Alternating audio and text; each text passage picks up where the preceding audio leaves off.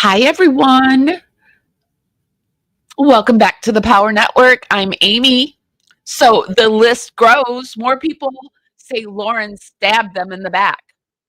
More creators are coming forward saying Lauren betrayed them, their friendship, and their channels. We're breaking it all down with clips, creator statements, and community reactions because sometimes real crime happens off camera now, doesn't it? This is the Hidden True Crime Fallout, and we're covering it. And I'm rolling credits while the rest of the Power crew rolls in. Shout out to my replay crew. Love you, babies.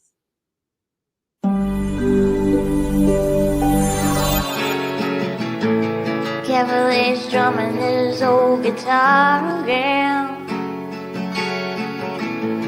Words rolling out into our fire. If heaven had wings, I would steal them and fly away with you for a while.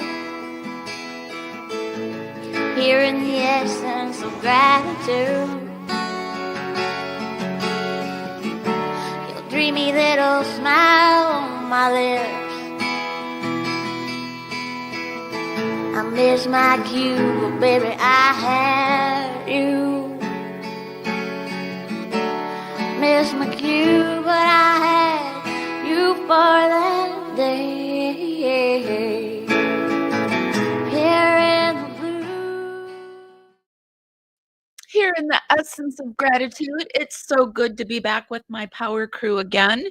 And today we are continuing along the Hidden True Crime coverage that we have been doing for the last week. Hi, everyone. It's so good to see you. Hi, Kim. Hi, Betsy Sue. Oh, let me see if I can do this. Betsy Sue. Oh, yeah, Betsy Sue. That's easy. What a clever way to write that, too, Betsy Sue. Just so you all can see how clever it really is. Hi, everyone. It's so good to be back here with you guys. Let's just start that algorithm dance party that I like to do right off the bat and just warm up your fingers and just give me some of that DNA, some of those love and hearts and thumbs up. Leave it on that button so that I can dance out into the algorithm party out there. Bring more people just like you back to the party. It's just a cool way to help me out, and it's really, really appreciated.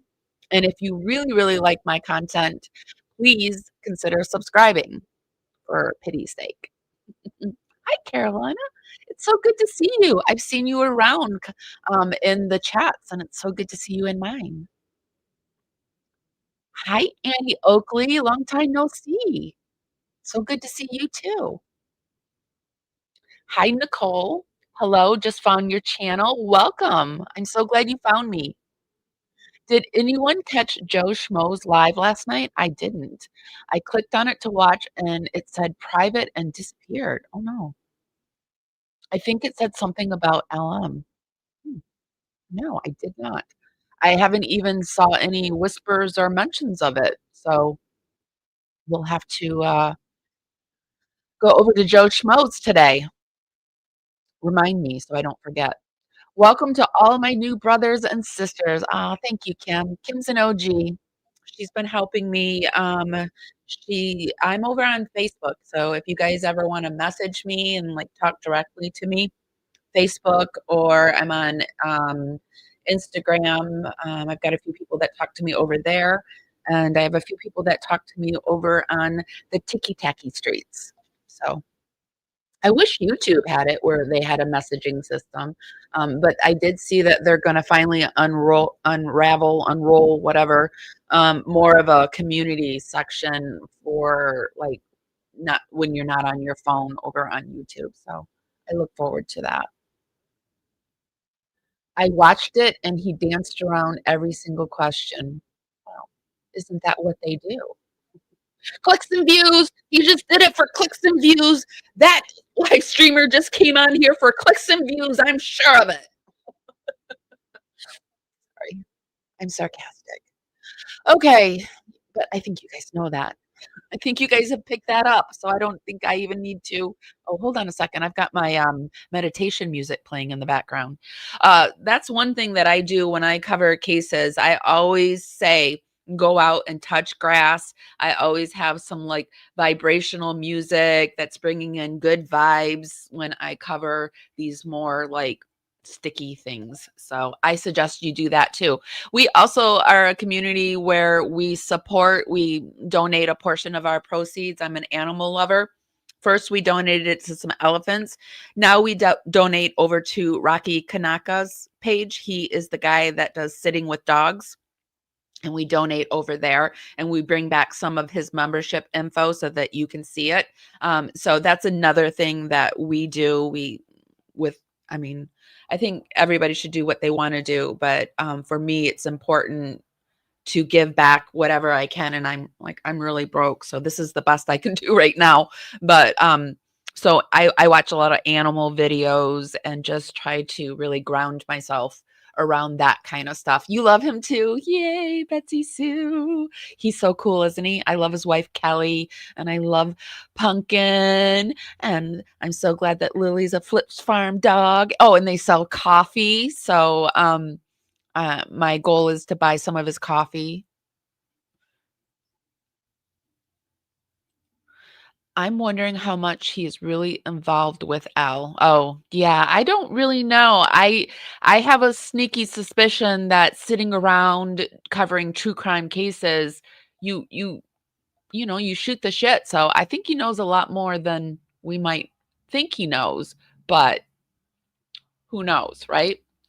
I do want to say that everything that I say today is my research, my opinion. Everybody's free to have their own hearing. In fact, I really encourage it. I love having debates and discussions, and it's like the spice of my life. I like talking about things, and just because I say something doesn't mean I'm being mean or whatever, or questioning something, or like we're just having a conversation. Salty tore him a new one? Crusha and Salty in chat on Joe Schmo. It's been taken down. Shoot, or we would go over there and take a peek at it. I don't have a bank account, so I pay with clicks. Well, you know what? Thank you, Annie Oakley. Thank you for doing that. Oh, another way that you guys can pay me too is if you share my content out there. I saw some people were sharing it over on Reddit, and even if you want to use my content, that's another way. If you're a content creator, I am perfectly fine if you want to take my content and clip it up and use it and talk over it and do what you want. So it's all good over here. So this was the first person that I wanted to take a peek at. Let me get myself off the screen here. So Awen Reese has a story that she was sharing about Lauren in Hidden True Crime. I started listening to it, and then I thought, nope. I like to have my initial reaction with you guys, so I stopped. So I watched part of it, but not all of it. I like to have initial reactions with y'all. So this is, but I did gather from going to ATS. No, this is wrong. So Awen Reese had an interaction with Lauren. Nobody believed her. So she decided to do this live where she was like, well, if you don't believe me, here it is. So we're going to get into that. But first, I got this banger I got to bang out.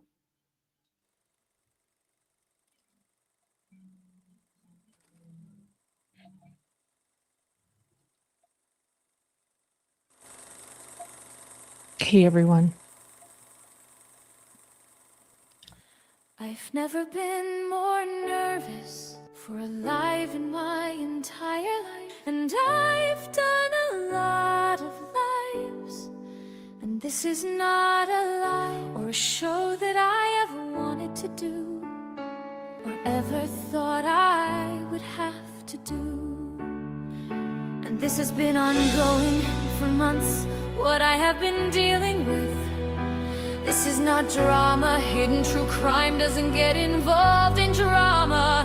We stay very clear from that, and those of you that know us know that. So I hope that nobody calls this drama ever again.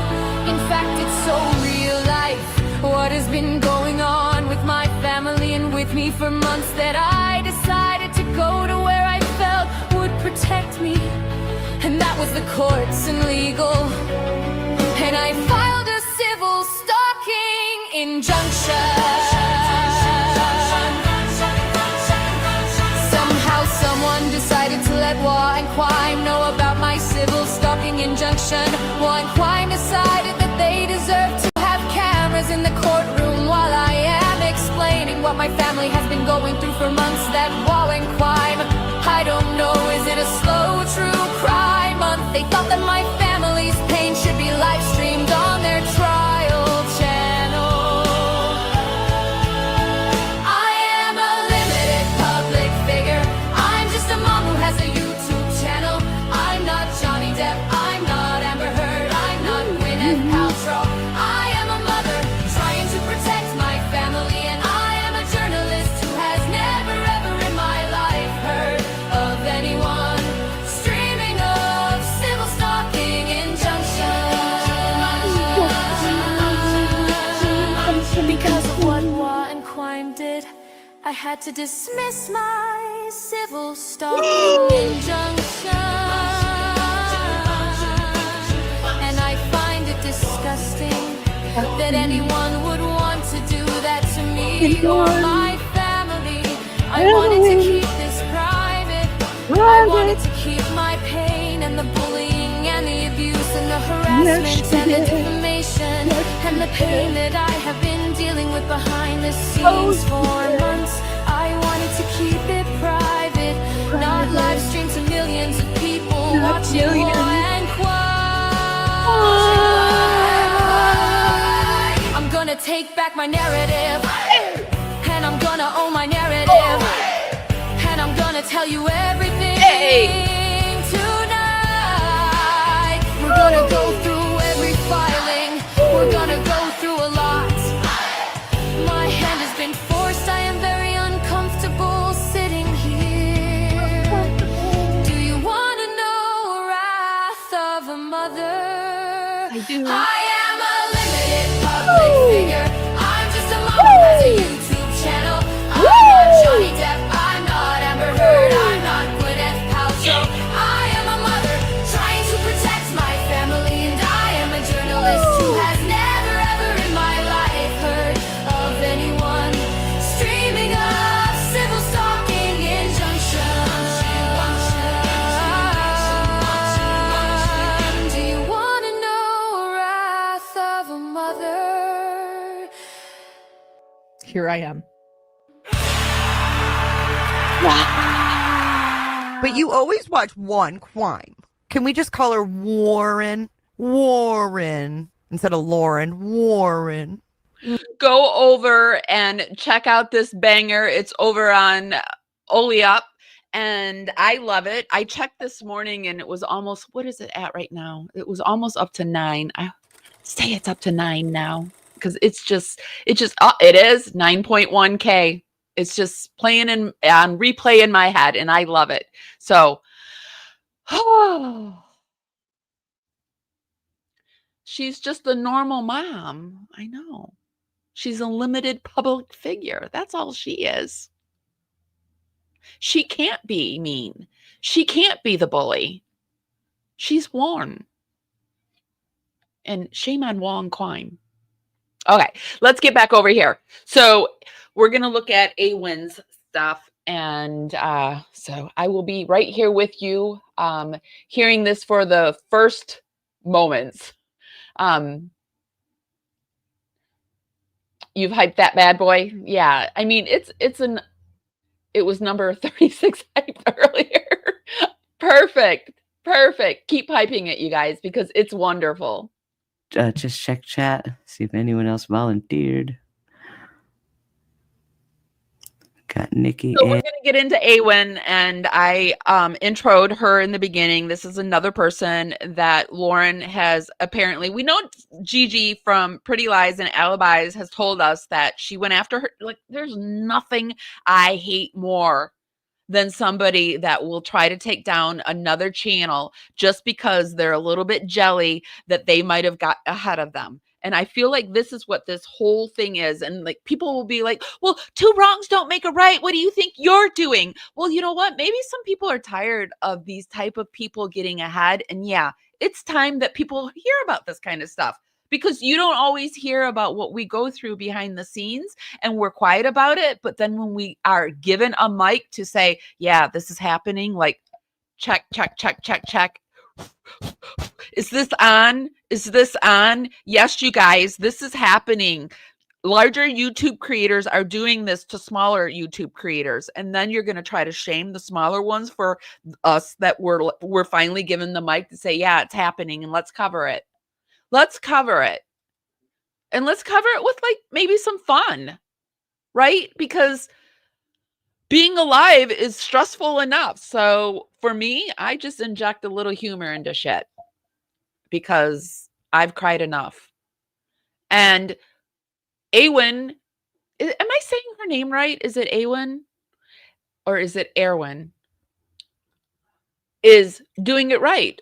She's on here and she's just, quietly sharing her story because nobody believed her.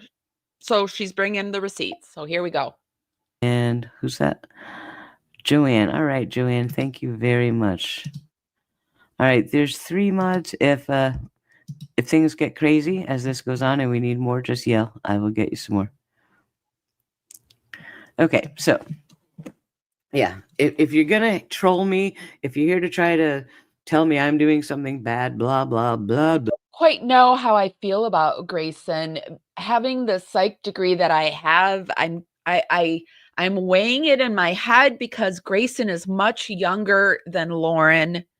I see a lot of like Grayson is like dressing like Lauren, her hair's like Lauren. She's, doing a lot of the same things that Lauren did. I'm sure Lauren is her mentor at this point. So I'm not really sure, but my eye is crooked at Grayson too. I just don't know quite yet how I feel about Grayson. I don't know how involved she is, and I don't know, and I feel I don't know how. I have never met Grayson, so I can't really say. It's hard to get a vibe, but we are gonna watch their body cam footage today. I wanted to finally take a look at that and to get a vibe between these two, so we can kind of like get a vibe. Blah blah. The And like mods I are said, this is just on my opinion, you guys. If this opinion isn't your opinion, I'm not here to make you think the way I think. I don't care if you agree with me or not, right? And I'm sure you shouldn't care if I agree with you or not. I mean, this is a discussion it's just a discussion.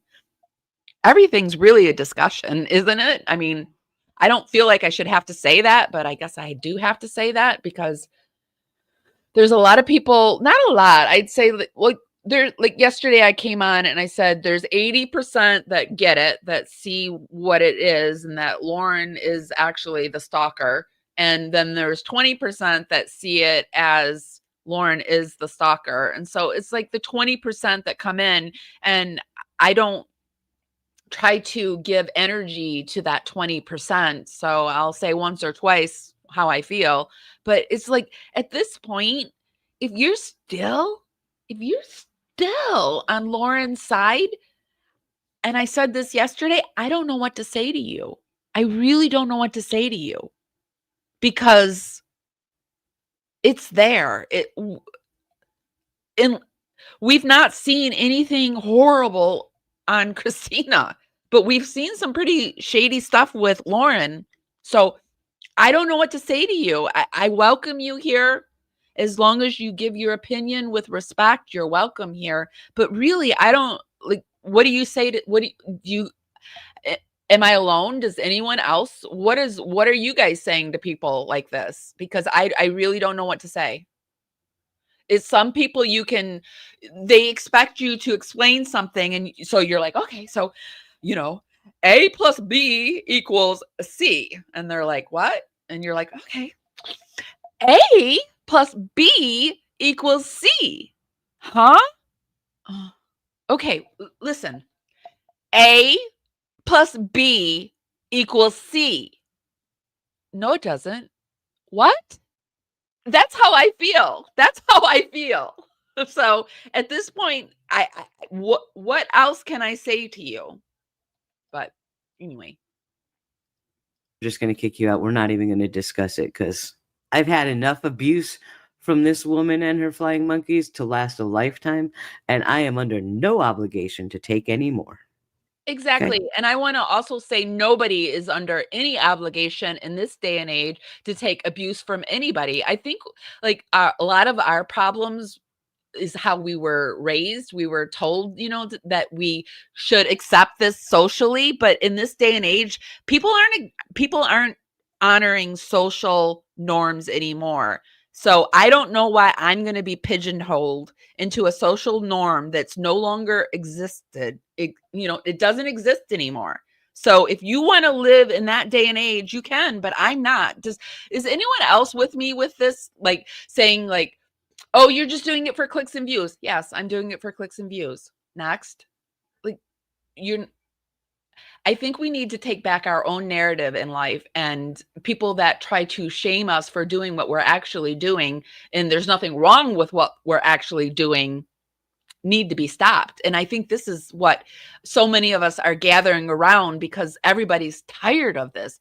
And I say this over, and I use certain taglines over and over again, but I'm fatigued. I am fatigued in life, and I'm fatigued with all the isms and all the shit coming at me. And I think we all need to reattach to our center and figure it out that way instead of worrying about what other people think about us. And I'm so glad this woman is figuring it out. But I've noticed a lot of women in their late 30s, 40s, and 50s were all actually starting, and men too. Sorry, we get men that come in here too, and they're welcome too. But I'm a very feminine person. I'm very like I'm the feminist in that I'm not your typical feminist. I don't think men and women are equal and we should be allowed to do like I'm a little bit different in my feminism in that I believe that men and women we're different. We're different human beings.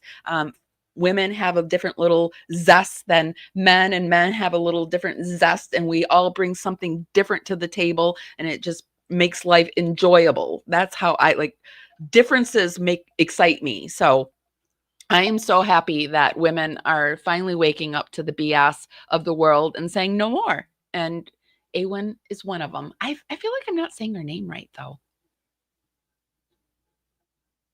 So go. All right, back to my story. Yeah, I wanted to tell exactly. because Well said. We're just tired of being misled. people, I mean, yeah, if I'm going to say that you got to have some kind of idea of what actually happened. I've been trying to avoid it because I don't really want to go there. I don't really want to try to make Lauren look like, whatever. But you do need some context and I some hope back. she says her name out loud because I feel like I'm saying it wrong. Arwen. I feel like it should be said Arwen, but I see it as Awen. Background. So I'm going to tell you my story lightly. Okay, lightly. I will save. I'm not going to get into all the details and all the receipts and all that stuff unless it goes there. I'm hoping it doesn't go there, but you need to know what happens. I started off by watching YouTube. And I found this guy that I thought was really funny. I loved his channel. I started to be a mod for him and got to know people and learn the YouTube stuff. And from his channel, I met my best friend, Denise Rainey. Love this woman to the moon and back. And she wanted to start her channel, so she was doing some true crimey type stuff, trying to figure out where she wanted to go with her channel. And she got the story in December of 2019 about these two missing kids, JJ and Tylee. And she said, "Oh, these two kids are missing out of Idaho. Oh, this is awful." And she brought it to me and our other friend and was telling us about it. And like, oh, gosh, that is I want to awful. say too, I love her voice. Her voice is a narrative. Like I feel like I'm hearing a book read to me. I really like her voice. And she started making videos about it. And very quickly, we saw the very first appeal to the media by Kay and Larry Woodcock talking about them, talking about the kids and getting the story out. So, of course, she pushed that and started researching, looking at the family. And she was starting to come back with some stuff. She was like, this is not just a missing kids case. This is some kind of weird religious cult thing. And I'm like, uh-oh. She's like, well, why don't you guys handle it on Paul's channel, because it was a much bigger channel. And I'm like, I don't want to touch that. And Paul was like, yeah, no. Religious cults is not something we wanted to dive into, because you can get into trouble with that. So Denise was like, I'm going to do it. I'm like, I'm here to help you. Let me know what you want. So I was helping her do research. I would go on her live streams with her a lot. We were really doing it. We started working 10, 18 hours a day, covering the very early parts of the Vallow Daybell case. And everything was going good for us. Obviously, we were doing fine. The case was getting bigger and bigger, and national attention, and more YouTube channels started popping up, which we thought was great. The more coverage, the better. Find those kids. That was the goal. And in June of 2021, Denise passed away unexpectedly from an illness. Kind of killed me. All right. Denise and I were joined at the hip. We were on the phone all day if we weren't online together on stream. And she was she was the woman I wanted to be when I grew up, even though I was older than she was. But I wanted to be her. She was just everything that exemplified wonderful in this world, in my mind. And so losing her was a devastating loss for me. But I pull myself together. Every time I talk about her, I start to lose it, even 5 years later. But after she passed away, and after I got over the initial trauma of that, I decided I didn't want her work to stop. I didn't want it to go to waste. I didn't want her energy to stop. I wanted it to be flowing through my life always. So I took up the case. I said, all right, I'll do it. So I start covering this case, and I'm doing the best I think I know how to, right? And I poured my life. The case became my life, day in, day out, every day. Court cases, hearings, trials, you name it, whatever was going on, I was doing it. One of the things I did every day was watch the court page. The court had a portal where every time there was a document, they'd upload it immediately. And I would refresh that thing every couple of minutes all day long, every business day that there was, because there were documents coming like crazy. Remember, there were 2 defendants, Lori and Chad, 2 sets of defense attorneys, and 3 really powerful prosecutors. We had Lindsay, Rob Wood, and Rachel Smith. At the end, we had all 3 of them. So there were documents everywhere, and I would get them. I would put them up on YouTube. I'd read through the entire document. I'd explain what the documents meant and what's going on legally. If I didn't have that answer, I would consult a friend that I had made. I made a friend who was a lawyer. Okay, it was great. And she was really generous with her time to come and answer questions for me or for anybody in chat. I could email her any time of the day or night. I could call her whenever I wanted with legal questions, and she would answer it for the case. And it was amazing. What a resource, right? If you're trying to do that. It was really nice. So she came to be a friend to me, and she started coming on streams with me, which was amazing. And I'm like, all right, this is going great. We're providing really good, solid information to people following the case, because I've got all the coverage and the stuff, and she was over here giving all the legal interpretations. It was wonderful. This was before LawTube. LawTube wasn't a thing back then, right? We didn't have EDB and Lawyer and Brother Counsel and all of those great people. They weren't there. Is Arwen a lawyer? Back then. Nowadays, it would be a very different scenario. But back then, it was me and this woman friend that I had made who happened to be a lawyer, muddling through the best we could. Oh, okay. And I was happy. But then Lauren Matthias came on the scene. Okay, I had seen Lauren around one of the Facebook groups. Yes, and I think it's really important for us to realize that when you look at somebody's channel, the analytic aspect of it, 3K, when you look at somebody who has 311K, isn't really a lot. But when Jay talks about it, she talks about like percentages, and there are a percent. You have a core group, and that watch your channel, and then you've got the other, the people on the outer regions. And so to me, she's losing her core group, which is not a good thing. And her core group, the people that are staying, are shook up. So like the hive is shaking. But do I think Lauren's going to be taken off the internet? No. What would be my end goal here would be for her to realize that you can't be mean girl. Like, how many people do you think she's actually spoken about behind their back and tried to destroy? I mean, it has to be quite a few for all of this to start bubbling to the surface at the end of all of this. I just wonder how many more people out there in the ethers are going to come forward and are going to finally feel comfortable and say, yeah, she did it to me too. Because here we've got let's see, there's Gigi, now there's Erwin, there's Crusha, there's Kay, there's JJ, or not J. Oh, sorry. Oof. Well, they're technically JJ and Tylee because she's using bringing their names into it. So yeah, I'm gonna throw them in there. But I don't like to. And then there's Colby. Colby was the one I was reaching for. I mean, how many more?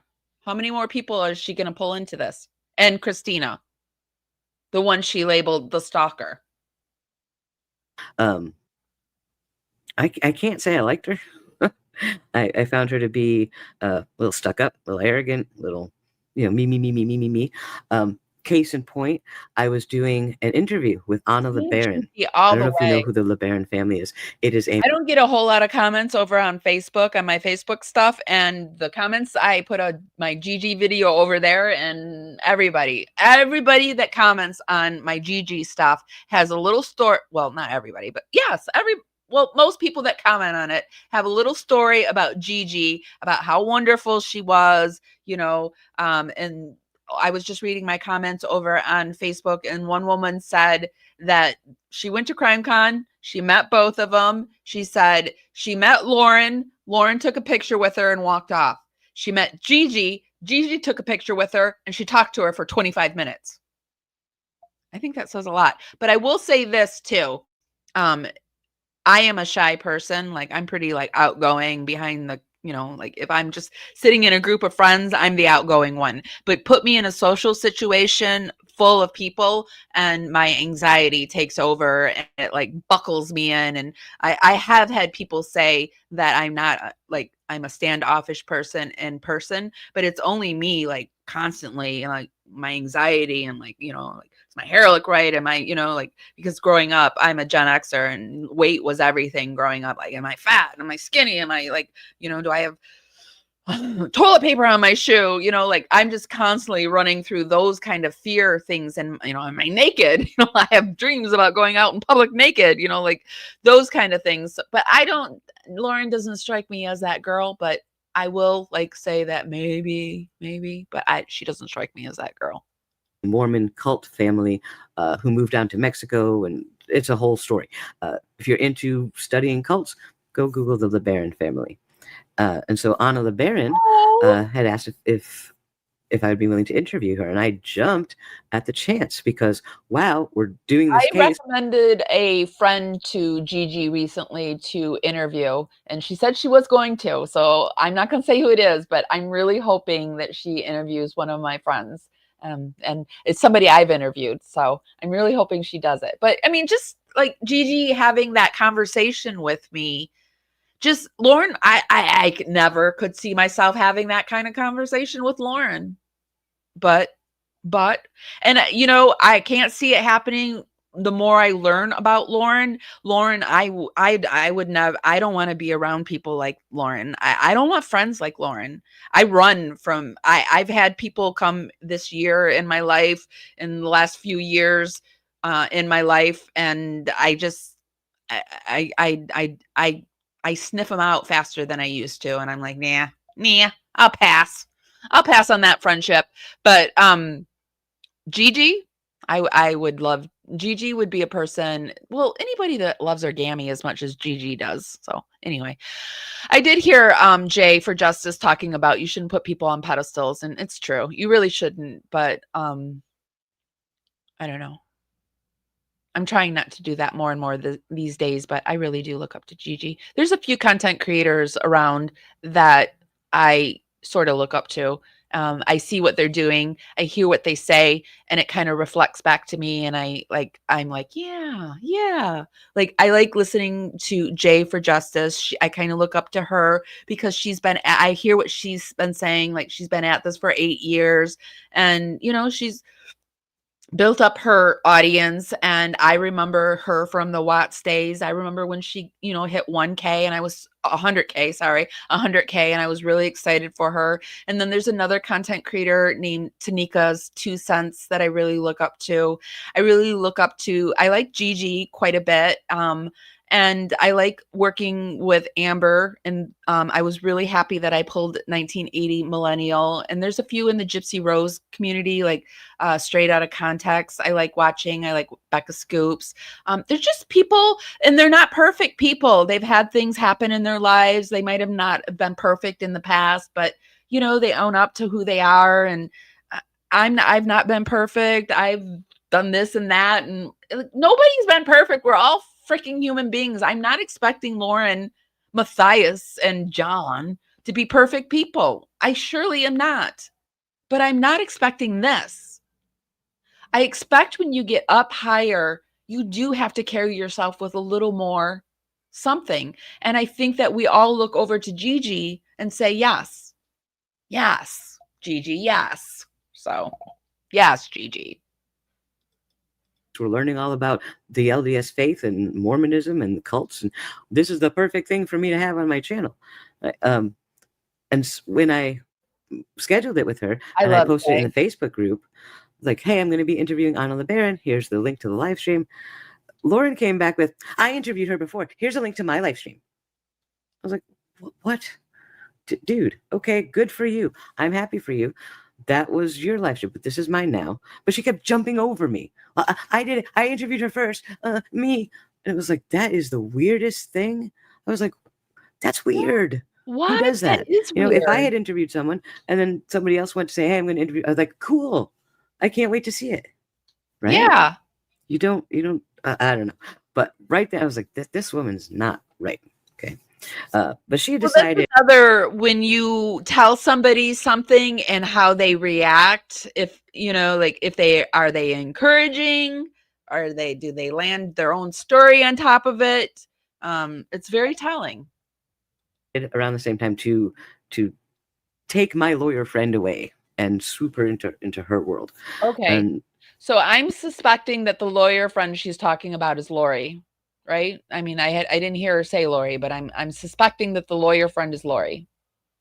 But this is just me putting 2 and 2 and coming to 3. You make up your own minds. I don't want people down in my comments saying I did it, because I didn't. My lawyer. That's another thing these days. People put words. They literally put words, thoughts, actions, and feelings into what you say and do when you never did it. That's outrageous too. Friend used to come on with me a lot, and suddenly started coming on less and less, and was going over to Lauren's channel. I'm like, well, stuff happens, people grow apart, and like, okay, that's great. She likes her better. Go play with her. And I was just doing my stuff. Kelly is another channel that I have always looked up to. What's the obsession? Let me see what you have to say.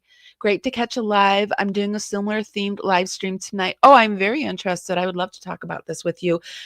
Kelly has a background, and Kelly, I'm probably going to muck this up, but she has a teaching degree, but she's also has a psychology. She's a master's in child psychology.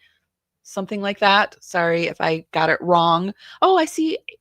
Awen. Am I saying your name right? Is it Erwin or Awen? I want to say it right. Is there an R in there? She's a behavioral therapist. Thank you.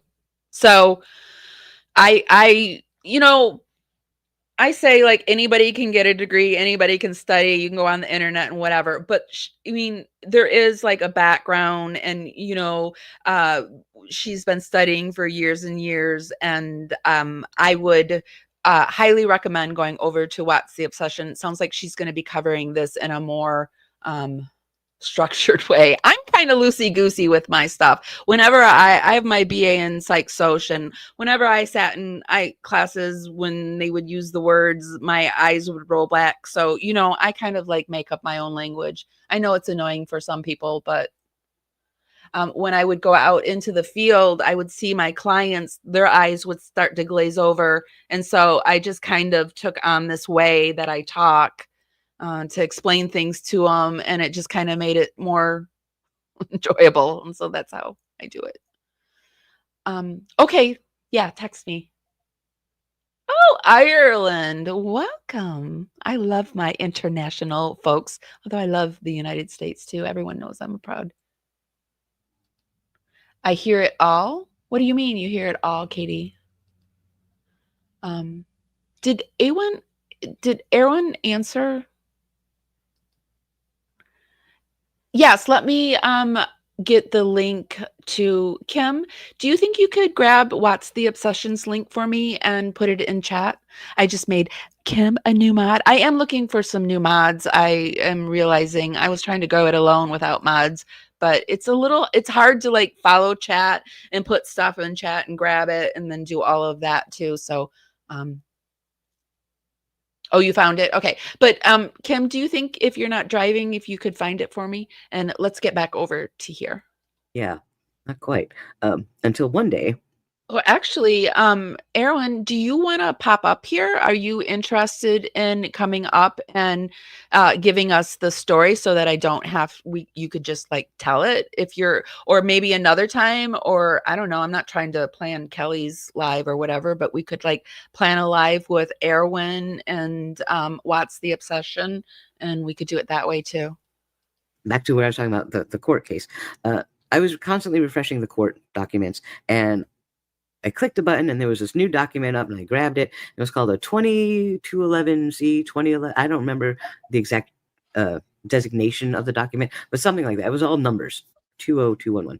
I was like, oh, what is this? That doesn't have a title. What is this? And I read it and I'm like, oh, this is a report to the court from the mental health evaluators about Lori Vallow's competency. Whoa, that's big. But I'm like, I've watched a lot of trials. I never heard this be in public before. Huh. Right. So at that time, I was talking a lot with Justin Lum, and we used to always share documents back and forth. Whoever grabbed it first would just send it off to the other one and things like that. And so I'm like, dude, what is this? And he's like, I don't know if we should publish. I'm going to talk to legal. So he goes to talk to his legal department. Love that. Good idea. And I decided I'm going to talk to my legal department, which was my female lawyer friend. And I'm like, I didn't send her the document, but I said, I got this document. This is what I read. This is what the diagnosis apparently is. Is that something I can publish? And she's like, no. I'm like, oh, okay. All right, fine. So I didn't, but we talked about the diagnosis and wow, isn't that crazy? Look at all this stuff. We just had a normal person-to-person conversation about it, as you would. You read a document, you're going to talk to someone about it. But I also talked to Mr. Mark Means about it. Now, at this time, my lawyer friend knew, don't let her tell you she didn't know, because she will try to do that. But she knew that I was talking to Mark Means. You're in here. I forget that you're in here, Aaron. You did, Aaron? Oh my gosh. But you're a lawyer, right? So everybody knew about it because I said so on my channel during my lives and videos. I wasn't hiding that from anyone.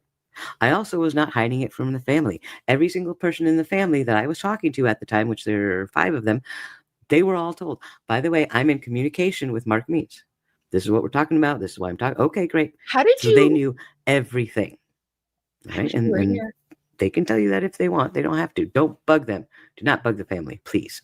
But if you go back and watch all of my videos around the time, you will see me saying, oh, I talked to Mark Means about this today. Oh, yeah, I called Mark Means about that. I was very open and honest about the fact that I was communicating with him. And I called him. I'm like, can I publish this paper? And he was like, what? Where did you get that? Who gave you that? Where did you get that from? You thought maybe someone was leaking it from the hospital or something. I'm like, no, the court put it up on their website. And of course, his head explodes. Like, what? Because they're not supposed to do that. And they took it down, I think, like a minute or two after. But I got it. And Justin got it. And I think Nate got it too. And Nate even talked about having it. Right. So this is not a big secret thing. Right? If you do enough digging, you'll see that we all talked about this document. Nobody I said what it was. remember that. Well, almost nobody said who it was. I didn't say anything. Nate Eaton didn't say anything. Justin Lum didn't say anything. Oh, I bet Nobody we said know who anything said except. something. Do you have a guess? Give you one guess. Okay, let me see. Let me think really hard here. Was it Princess Diana? No. Mickey Mouse? No. I bet it was Lauren from True Crime. Dun, dun, dun. Hidden True Crime.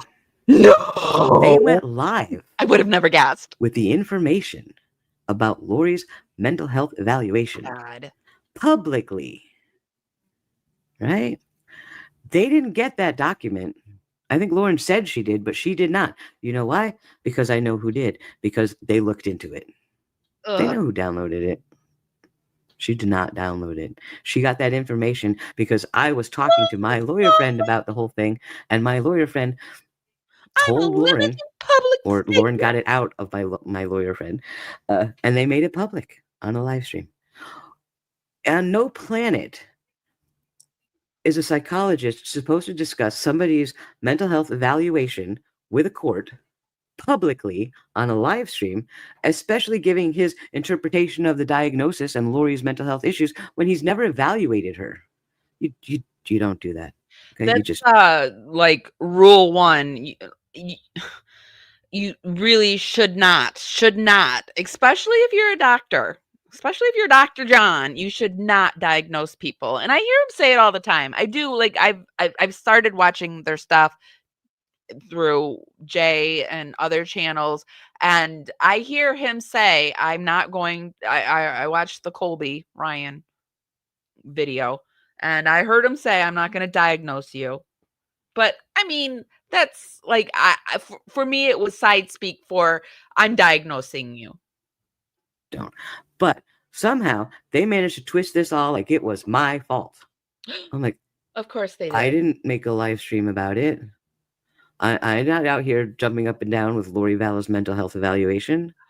I didn't tell you to do it. In fact, I quite told you the opposite. You did it anyway. All right. Okay. But I got blamed for that. Right. And yes, I have had conversations with Rob Wood's office about that. Oh. And oh yeah, you're right. The court did put it up. Yep. Yeah. See? Mm-hmm. Mm-hmm. Oh. And Mr. Rob Wood's office investigators, who shall not be named because you don't need their names, you should know it anyway. But did I have anything on social media or YouTube or anywhere? Which behavior you think? I'm getting confused because I know we've got both sides in here. Which behavior is an act? Lauren's behavior, or well, I think Lauren's behavior is an act. I think she's finally, you know, the liars that just lie to lie, like they can't stop themselves. They just lie. You know they're lying, and you let them lie because you just know they're lying. They lie to lie, and it's like, why are you lying about that? Like that's such a stupid thing to lie about. And I just think Lauren's one of those people that talks about people, talks shit behind people's back, and she just can't stop herself because she's just been doing it her whole life.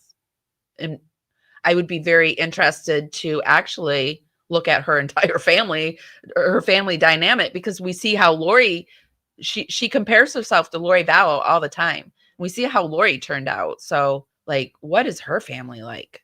Although I know she said that she's lost all of her family, which, I mean, that could be part of her problem too. I don't know. Where I said the words of Lori Vallow's diagnosis. I had a professor in college that one Christmas, his entire family was traveling in a minivan, and he lost his whole family that Christmas from a drunk driver. Everybody in his family died that Christmas. And he was the astronomy teacher. And like 10 years later, he ended up being the president of the college, or maybe it took him about 15 years, but yeah. No, I'm like, then what are you doing? What are you looking at me for? Like, yeah, well, we heard blah, blah, blah, blah. Yeah, I'm sure you did hear a lot of stuff. Why don't you talk to the people you heard it from? Yeah. Mm-hmm. So That was something that Lauren Matthias did to me. And that's a big, big deal. Because not only was she lying to the public about my involvement in that, because I didn't do anything, she was using information that she knew should not have been used. And certainly Dr. John should have known he should not be using that. If you are a psychologist, you know better than to do that.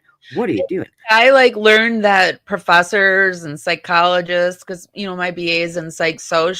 I went to a very small college, Olivet College, and we used to have they used to have us over for. This is how I learned about college life, and we would have a professor would give us wine and make us dinner, and we would have these intellectual conversations, and you just learn that professors are professors, and this professor was doing it with this student, and this I just people are people, and just because you have a degree doesn't stop them from being a person.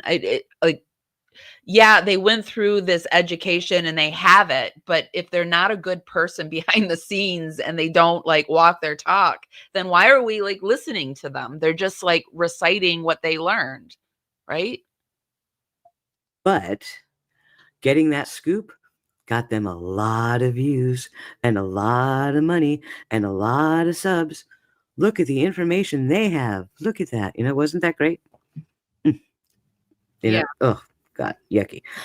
And I would kind of bet you some money that Lauren Matthias, if she decides to push this issue, will blame it on her lawyer friend, our lawyer friend. Right now, our both mutually ex lawyer friend. Lori? I don't think that's the case. I really don't. I got pretty close to that lawyer friend, I'm and guessing it's what Lori. I'm seeing all these years later, hindsight is 2020, is that Lauren Matthias was manipulating this lawyer friend very hard, and that's why some of the things happened that did. So now I they're am trashing not it. coming out.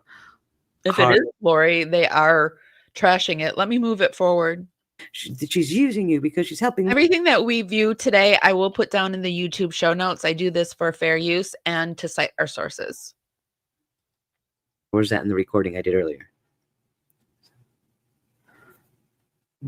Chat, can you let me know? I don't remember if I said, I don't want to say the whole same thing all over again. Hold on 1 second. Let me wait for chat to catch up to where I am. There's a delay. No, I haven't. Okay. All right. When they released the mental health evaluation thing on their live stream, I lost my mind because obviously that's not supposed to be out there. What are you doing? So I called them all into a phone call. We did a group phone call with Kay Woodcock there too. Kay, and there was a couple other people and the lawyer friend and stuff. And I said, all right, listen, because anything I knew, Kay Woodcock knew, because I was not going to keep anything from the family. Not a single darn thing. So she was in that call because she was part of the people who knew. Outrageous? Outrageous. Say it in the back. Outrageous that she struck Kay and Krusha for using, because I saw in Krusha's live, it wasn't even for the displaying the phone number, which I get not wanting that out there, and there's a way to handle it. There's a back behind. She didn't have to strike down the whole thing, but she struck it for photos of her family. Outrageous. About that document, right, and what was released. I said, listen, you cannot make that information public. That is not public information. It was released by accident. It's taken off the court website. We've heard from the attorneys. Do not put that information public. Right? But the Matthias crew was so angry that I had dared to chastise them in front of Kay Woodcock. That is what started the entire mess. That's when they started. I think it was the next day they did the newsletter saying about some mysterious podcaster that works for Mark Means. Ooh, she's lying to the family. Dun dun dun. Like, really. But that's what we call narcissistic injury. That's what I don't understand. Why are people against exposing bad behavior? Why are people against it? And if you don't want to talk about it, then I mean, I know there's Megan and there's other channels that are putting out some support. And I think in my head, like, there's nobody in this world. Maybe I would do it to for some friends, like some close friends, but there's nobody in this world that I would sit in their chat and defend and a mob of people for. And I just wonder, like, but I mean, to each their own. Really, I try to. I want to be able to live my life how I want to live it, and I try to think in those type of thought patterns for other people too. But I just really wonder about that. Ego or your image takes such a bruising in front of someone you are trying to love bomb, you're gonna get mad. Right? And so that's what happened. They were so angry that I may have tarnished in their minds their image in front of Kay Woodcock that they decided I must be destroyed. They had just started to talk to Kay. I don't even think Lauren was talking to Kay at that exact moment. It was the lawyer friend who had just started. She reached out to her. Wow. Just out of curiosity, has Crusha said if she has spoken to her since the takedown? And I know that she was going to speak to Megan too, but she was going to do that privately, which I totally understand. I get that. Talking to some family members, and Lauren was right there with her and then right behind. So, but the fact that they, I actually get if this was all handled behind the scenes, if this had just stayed behind the scenes or went into the court, I get that too. I get that more than this, but here we are. I woke up one morning and it was on my screen. So here we are. And I'm actually glad because it was something that was brewing in me. And it seems like it's probably brewing in you guys that we're just sick of it. We're sick of seeing people one up another person time and time again. And I think that's what it is. It's like I would suspect that all of us in here have been bullied at one time and we're just sick of it, or seen another person bullied and just sick of it. And then scream the victim. That's the ultimate when then you turn around and you act like you're the victim. were going after the film, not When going you've after. actually worked with true victims. It just outraged. I get mad when I connect the dots to when I come back to the victims that I've actually worked with. I get pissed. To harm, but they were going after to get close to the family. Right when that happened, that hurt their chances. They thought. I didn't think it did. I'm just saying, hey, don't make that public. You know better than that. I told you not to do it. What are you doing? But in their mind, that destroyed their chance of getting close to Kay and Larry. I'm like, all right. Having all my autoimmunes that I have grown to I just disengage. Like I am not connected to those people. If you don't understand it, I don't have the energy. My energy, because I have autoimmunes, is like my gold. Like I dole it out. If you're stressing me out as a friend or whatever, I just back away and I disappear. Because if I don't have my energy, then I can't do anything. So I think we all need to start guarding our energy like it's liquid gold, even if you don't have autoimmunes, because people are energy thieves. And I feel like that's a really one of the things that is happening here. So, all right. So we got a little taste for what our Lauren did to Erwin. And Erwin, I hope that my email is going across the screen on the bottom there, that if you want to maybe talk, we could email me and maybe I could get us a panel together of some sort. I would love to know a little bit more about this situation and be able to ask my questions. So I wanted to also go and talk about some other things. I did see over on Alex Erickson, she had a panel. She had Chasing and Jen Liu up, and Chasing read a statement from Annie Cushing that I wanted to go over. And Annie Cushing is part of the Lori Vallow family. And so I just wanted to go over that really quick. And then we're going to go look at some of the body cam footage. But I want to come over into chat really quick and see what you guys are saying. I think Lauren has used and love bomb Megan. Sorry, I keep saying Megan. It's like I feel like there should be 2 E's in there. Megan. I always try to say names right, but I suck at it. I think Lauren has used and love bombed Megan, who again is a survivor victim. I agree with you right off the bat. Who people criticized her relationship with Lori Daybell's childhood as not relevant to being close as adults. I agree. I think that she has done too much. Okay, Annie is Tylee's aunt. Sorry, Tylee's aunt. So technically not on Lori's side. On who was Tylee's dad? Tylee Ryan. Whoever was the first man she unalived. That guy, Joe. Sorry, let me get up the list of names. Let me get the. I've got a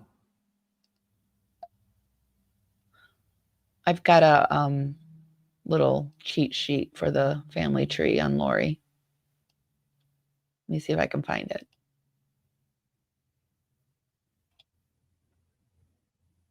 There it is.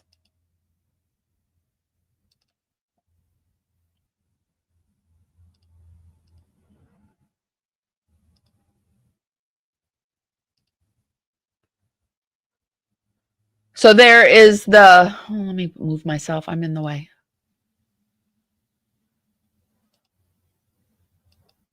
And so we're going to go over the statement read by Annie.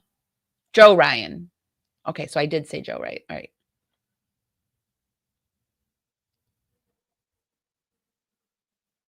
So she put out a statement and it was read over on ATS. And I think Chasing is reading it. So let's go into that. Guys, be sure to give this live a thumbs up for me. Helps me go out into the algorithm. And also be sure to share to your favorite platform. Today, we're coming to you on YouTube, Facebook, and Twitch. So hi, everyone. Good to see you on the platform. Yeah, I don't know much about Annie. I know she had her channel, and it's from the sounds of it, she got ran off. So, not cool. I think everybody should be able to have a voice. Oh, did you guys see? Like, just I was watching some YouTube stuff, and I saw that YouTube is allowing content creators that they kicked off the platform to come back. They're giving them a limited trial, some of them. So I wonder who's going to be rejoining us on the YouTube platform. So if your favorite content creator that you didn't, I don't think anybody should really be deplatformed unless they're saying harmful things or they're like taking real life stalking and that kind of stuff. But they are allowing some content creators to come back. So if your favorite content creator was deplatformed, you might see him again. Parts of this. So thank you guys. For real. You're welcome. Thanks for having me. I enjoyed it. For this now, just oh yeah. Mm-hmm. What? Wait, what is it? Her report, her competency report, like to see. Mm-hmm. It says there was one credible report that sealed core documents, competency, they were inadvertently published online for a brief period by the. See, I followed the Lori Daybell case, but I loosely followed it. Like I could tell you probably, like I guess I could get. I like to put things down into like grading. I could probably get a C if I took if it was multiple choice. I could probably get a B. But if I had to write out the answers myself, I would get a C on the Lori Vallow trial case. And Chad I know even less about, but Lori I know a little bit more. Idaho court system, but those documents were taken down and remain sealed. The incident occurred in May of 2021 when court records, including a competency evaluation information, were briefly uploaded before an emergency judicial order sealed them again. Local news outlets did not. That's another thing I'm not a know-it-all. I don't know everything. And if I get it wrong and you correct me, I'm happy for you to correct me and I will say it right. You know, I get so annoyed by people saying, you don't know what you're talking about. You said it wrong. Blah, blah, blah, blah, blah. You know, it's like, these are the things that are weighing on my heart. And I'm so happy that actually this is happening, because now I can say no more. And I think that we should all say no more. Nobody's perfect. Nobody is perfect. And if Lauren had just handled this differently, I think we can all say that we would have all handled it differently. If she had said, yeah, I was a real ass. That was so stupid. I don't know why I said that. I mean, I even came on here and told you like my most embarrassing mess up, where I told a secret, which I learned never, like the universe really like gave me a swat in the tushy in the face for doing that, like embarrassment 101. I learned never to tell secrets, because even if they were treating me poorly, I look like the asshole. And so this is what's happened. Yeah, Christina shouldn't made those TikToks, and she went maybe too far with the brother stuff. But maybe not even, because in this day and age, the more I've thought about it, I've looked at her TikToks and I don't see anything that horrible, really. Like, the brother thing is questionable, and they're all stuff that I would not do. Just for the record, I wouldn't make a TikTok about you guys. I just wouldn't. But I've said it over and over again. I can see where she came from, where you just get so sick of this person getting one over and over and over, and you see it and you're like, don't you see it? And even if you speak up, then you look like the jerk. So I do get it. I do get it.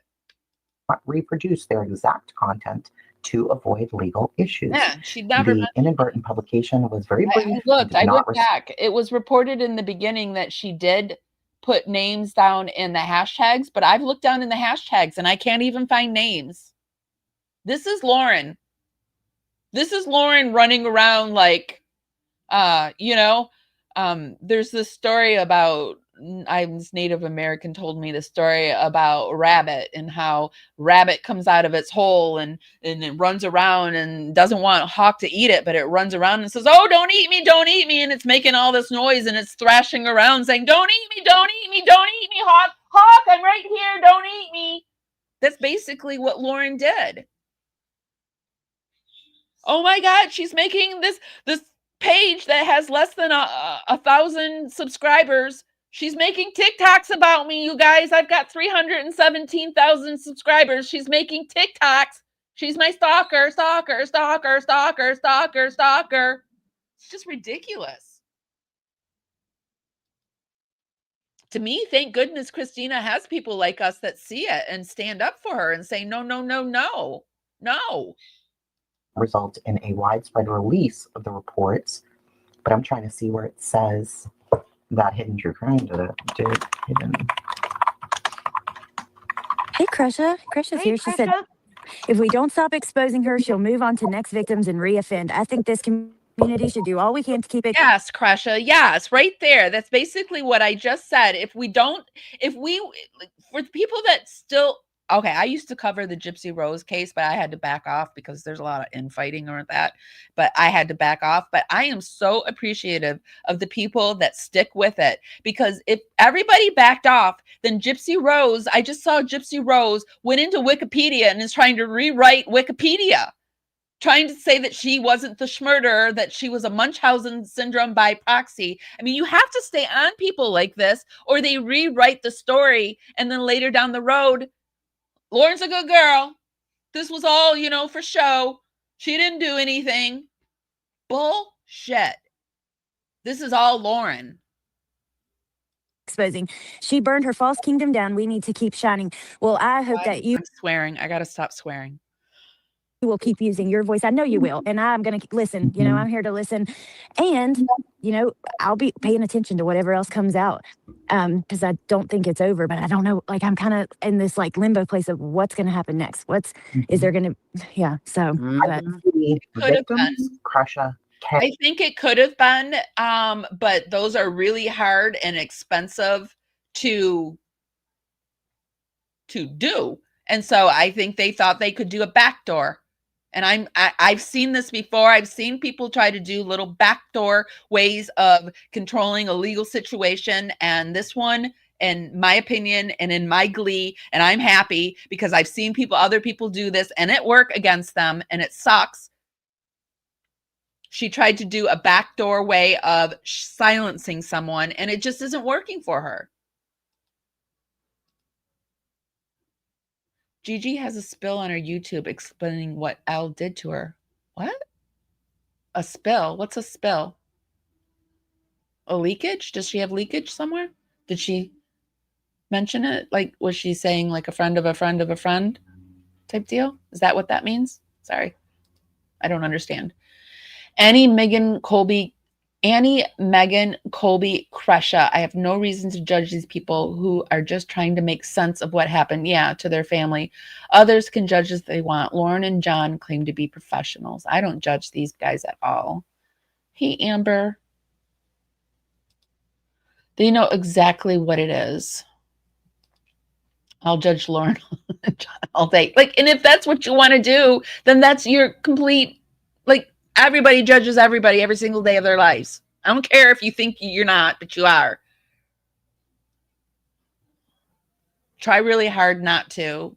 And I try to, like, I drive people crazy because I can be too nice to people because of, I try to be like, well, their background and this was this and they probably were thinking this and I don't know, but I'm trying to get out of that. I know, because I know it drives people crazy, because even seeing this, people coming in here and being like, I don't know, what did she really do that bad? Like, what? I created a playlist. Go listen to it. I just don't have time for it anymore. Not to be a bitch. I'm not trying to be a bitch, but I just don't get it. And I think maybe you guys, spill means explains. Oh, sorry. Oh, spill means explains. Oh, well, all right, let me get this one going and I will pop over there and see if I can see what's up. So let's listen to this statement. People who have been victimized by her. Yes. Especially from crime families, victims of crimes. Yes. They absolutely should be able to speak, be heard, discuss whatever they want to discuss, and feel free to know that people are going to support them for doing that. Where it changes is, are we just, picking apart her face and her husband, and why is she married to him? Because he looks like this and she looks like that, and this Right. is weird, and that's when it becomes like, I think you have weird drama. Yes, I agree with that. You have to be careful not to get too much into picking their personal appearances apart. But I mean, you're sitting here staring at them, and she does do weird stuff to her face, and it is what it is, everybody, I get tired that we're not allowed to notice the way a person looks in this day and age. Like you ask a question and it doesn't matter. Well, no, it doesn't matter, but it's an identifying factor, and we're humans, and our minds are trained to notice differences in things. So just give me something, right? Because no, it doesn't matter. I don't know where you're coming from, but no, nothing matters. And if your race, your sex, your sexual identity, I mean, it doesn't matter, but it helps to identify. So I'm tired of being accused for asking questions. Obviously, you can tell what my trigger points are, what I'm getting tired of, what I'm fatigued with. What are you guys fatigued with? Rather than focusing, because this is strong enough on its own. Yeah, it is. Right. That was my point too, Chasing, is that her actions are what matters, not what package the actions came in. I don't give a rat's fat kneecap about that. Although I will say, I did like the bag that she was carrying at CrimeCon. I did. I noticed it and I liked it. Thanks, Elena. I was not, however, a fan of her chunklets. There, I said it. I do. I do have. I'm almost 55 years old. I do things to my face. So, I mean, if I looked crazy, then, and one day I might do something and it turns out looking crazy. I don't know. But I wouldn't expect you guys not to notice it. I wouldn't. So. a fear though, like when like I do, I think anything that she's done that is terrible should be exposed. But my fear is like, I hope there's nothing else that's like going to be extremely hurtful to the victims and their families. Like, cause I'm kind of bracing for what's next, you know? And Here's I my don't know. thing. I'm If with people Alex though. I am kind of bracing. I really hope that people don't take it down too far, but you know, it always does. And then the content creators, there's going to be a content creator or two that will slam their foot down on this and think that they've got dominion over covering it. Like, I'm just saying, this happens in every case. They think they've got dominion over it and they're the expert and they get all the good juicy stuff. I saw like sleuth I want to call her Loosey Goosey, but I know it's Sleuthy Goosey. I saw over on Sleuthy Goosey. I wanted to use her content. She is the person that put all the stuff together for us. And I was going to use her body cam footage and show it and, you know, show her channel. But I pop over there and this is what I get today. And it's just so freaking annoying that another content creator had to take it to this place. We get this. She says, notice of unauthorized use of material. It has come to my attention that court records and materials I originally provided free of charge, because it's not free for us to get this for you guys. Any content creator that you have to pay when you send away you request this. So for public transparent, that's why I always like go overboard and I make sure I say who it is and then I put it down in the show notes. And you know, I want you to go to their pages. Even if I don't support them, I put it there because it's their work and it's to cite my sources. So it is, and everybody does it a different way. Every content creator, like, I'm not saying my way is the only way and it's the best way, but everybody needs to do how they feel it's best. But this irritates me that this content creator did this. So apparently this content creator took this free content and put it behind a freaking paywall. Gatekeeped it. Took money from another. So this is probably the stuff that will start happening. These materials were made available solely for educational and informational purposes, not for resale, paywalling, or monetization by third parties. Reproducing, reposting, or profiting from the documents without authorization violates copyright and fair use standards and misrepresents the internet of the original distribution. I have formally documented this misuse and will be taking the appropriate steps to ensure that the content is removed and the further unauthorized monetization ceases immediately. It's ridiculous that somebody would take something that someone took their time and energy to put up for us to use and then to put it behind a freaking paywall. And also, you guys, don't why would you pay for, like, look around the internet, be like a bargain, you know, don't just like pay for stuff. Like, you know, this day and age, look for a coupon somewhere. Just saying. I'm a cheapskate though. Thank you so much, Unsolved Amy Boston. Lauren and John claim to be these high-level professionals. I have a higher standard for what they are selling. I don't respect that at all. I don't either, and I feel very uncomfortable about Dr. John now with his thought experiment. And the more I think about it, like, why did he put her as a preteen? This Lauren wasn't, like, you know, Victoria was Lauren, okay? And Becky is like maybe Christina sometimes, and maybe John other times. I don't know. But you know, Victoria was Lauren, and she was preteen in this thought experiment. And then there was like several incidents where Victoria was having ex relations with her family members. And that wasn't sad. It was more like they said she wanted to like take a sperm. So it was like the weirdest thought experiment. And he fatigued me and he threw that thought experiment in at the end of a 3-hour live.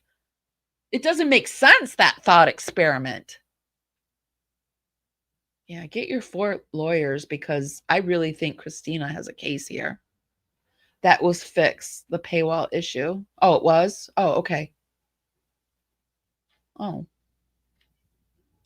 Well, I don't have her stuff to use today, but I did. I'll put her link in the show notes if you guys want to go over. I found somebody else's work because I don't know where she put it. When I did ask her, I asked her over there, when she started her Botox career, she was damn proud of it. She told us every time she got it. That was when I was still a sub. It got so bad, people were telling her to stop. It's not just Botox she has in her face. She's got other filler because she's got those cheeks. Botox and other filler, they actually have stopped. When you get older, they don't want to put it around your smile lines. They start putting it up on your cheekbones to raise your face so that you don't get droopy. So she's been doing a lot of stuff to her cheeks. I see it in her cheeks. But all right, chasing. She's going to read it any minute now. I'm sure of it. People have those, they should get in touch with the person it pertains Yep, to. that's what And I said. then if that person, let's say it is Kresha, if Kresha then wants to discuss it on a channel, on her own channel or whatever, that's her business. But if we are getting this information or seeing it and then we're exploiting it, then we are re-victimizing victims. Absolutely. It's wrong. That's true. Yeah. Absolutely. Because we're using it for views. Correct. We're Correct. not doing it for the good of Kresha, the good No. of JJ, the good of Kay, the good of Tylee. We're doing it because we have the breaking news, and that's fucked up. Yeah. It no. is fucked up. I wouldn't do that. Hell And I'll just no. let you It girls should go both straight know. to them. If somebody sent me a text message or somebody else was talking shit I about have a friend that I do a show called Skincare and Suspects, and I'm considering asking her to come on and looking at us trying to look at and decide what kind of implants and what she's had. I don't know if I want to take it that far, but I'm so interested in skincare, and I do a show called Skincare and Suspects. I'm toying with it. you, I would let you know privately. And Oh, me then too. I would let you know. And then whatever you do with that information is what you do with Okay, that here it information. is. This is where I saw Kresha talking about it. She says, Alex, I found the timestamps for what she struck me on, and it's 18 minutes when I used her video of our personal photos. I did appeal, but it's not the accidental screenshot. So Kresha didn't even get struck for what everybody is saying she got struck for. She got struck for using photos that were of her own family, but they were from Lauren's channel. And if Y'all are somebody my- put it out without letting them know, like I would be pissed. I'd be raging for them because, but I know people do that shit. But that is so- a lot of how this community and others works. If somebody Mhm. comes across something, like for That's true, example, I had the audio and the declarations and all the things, and I didn't put anything out. I had them for days before anybody saw them. I never released them. I never even talked about them. I was like, I'm not fucking doing this. I don't know what could come from this or what might. So if he was picking Victoria Beckham, who's Becky in the who would be Becky in the situation? Like, we know it's Christina, but what famous person would he be pulling for Becky? blow up or who I'm hurting or who I'm upsetting, I'm not going to do it. The minute it got sent to one of these channels, boom, boom, boom, boom, boom, boom, that's all you heard. And I'm just like, do we ever just stop to think for 2 seconds about who else we could be affecting and in what way we might be affecting them? No, we don't. We just go because just like her, she's doing what she does for views. That's why you create a channel. And I mean, I get that. I understand it, but sometimes you got to really think before you. how's this going to affect the people I'm talking about? So Right. Kresha says something interesting, which I knew this. She said, I found the timestamps for what she struck me on, and it's 18 minutes when I used her video of our personal photos. I did appeal, but it's not the accidental screenshot, which I knew it wasn't. And it pissed me off people saying that. Because Yeah, it's like, dude. Can you imagine? Like, no, the audacity, where's Joneson? The audacity, the unmitigated gall. How you gonna strike me for pictures of my family? The 18 minutes when her Let me quote mother was Chasing. talking. Fuck your mother.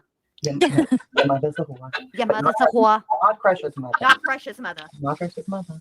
But people's mothers are whores in this community.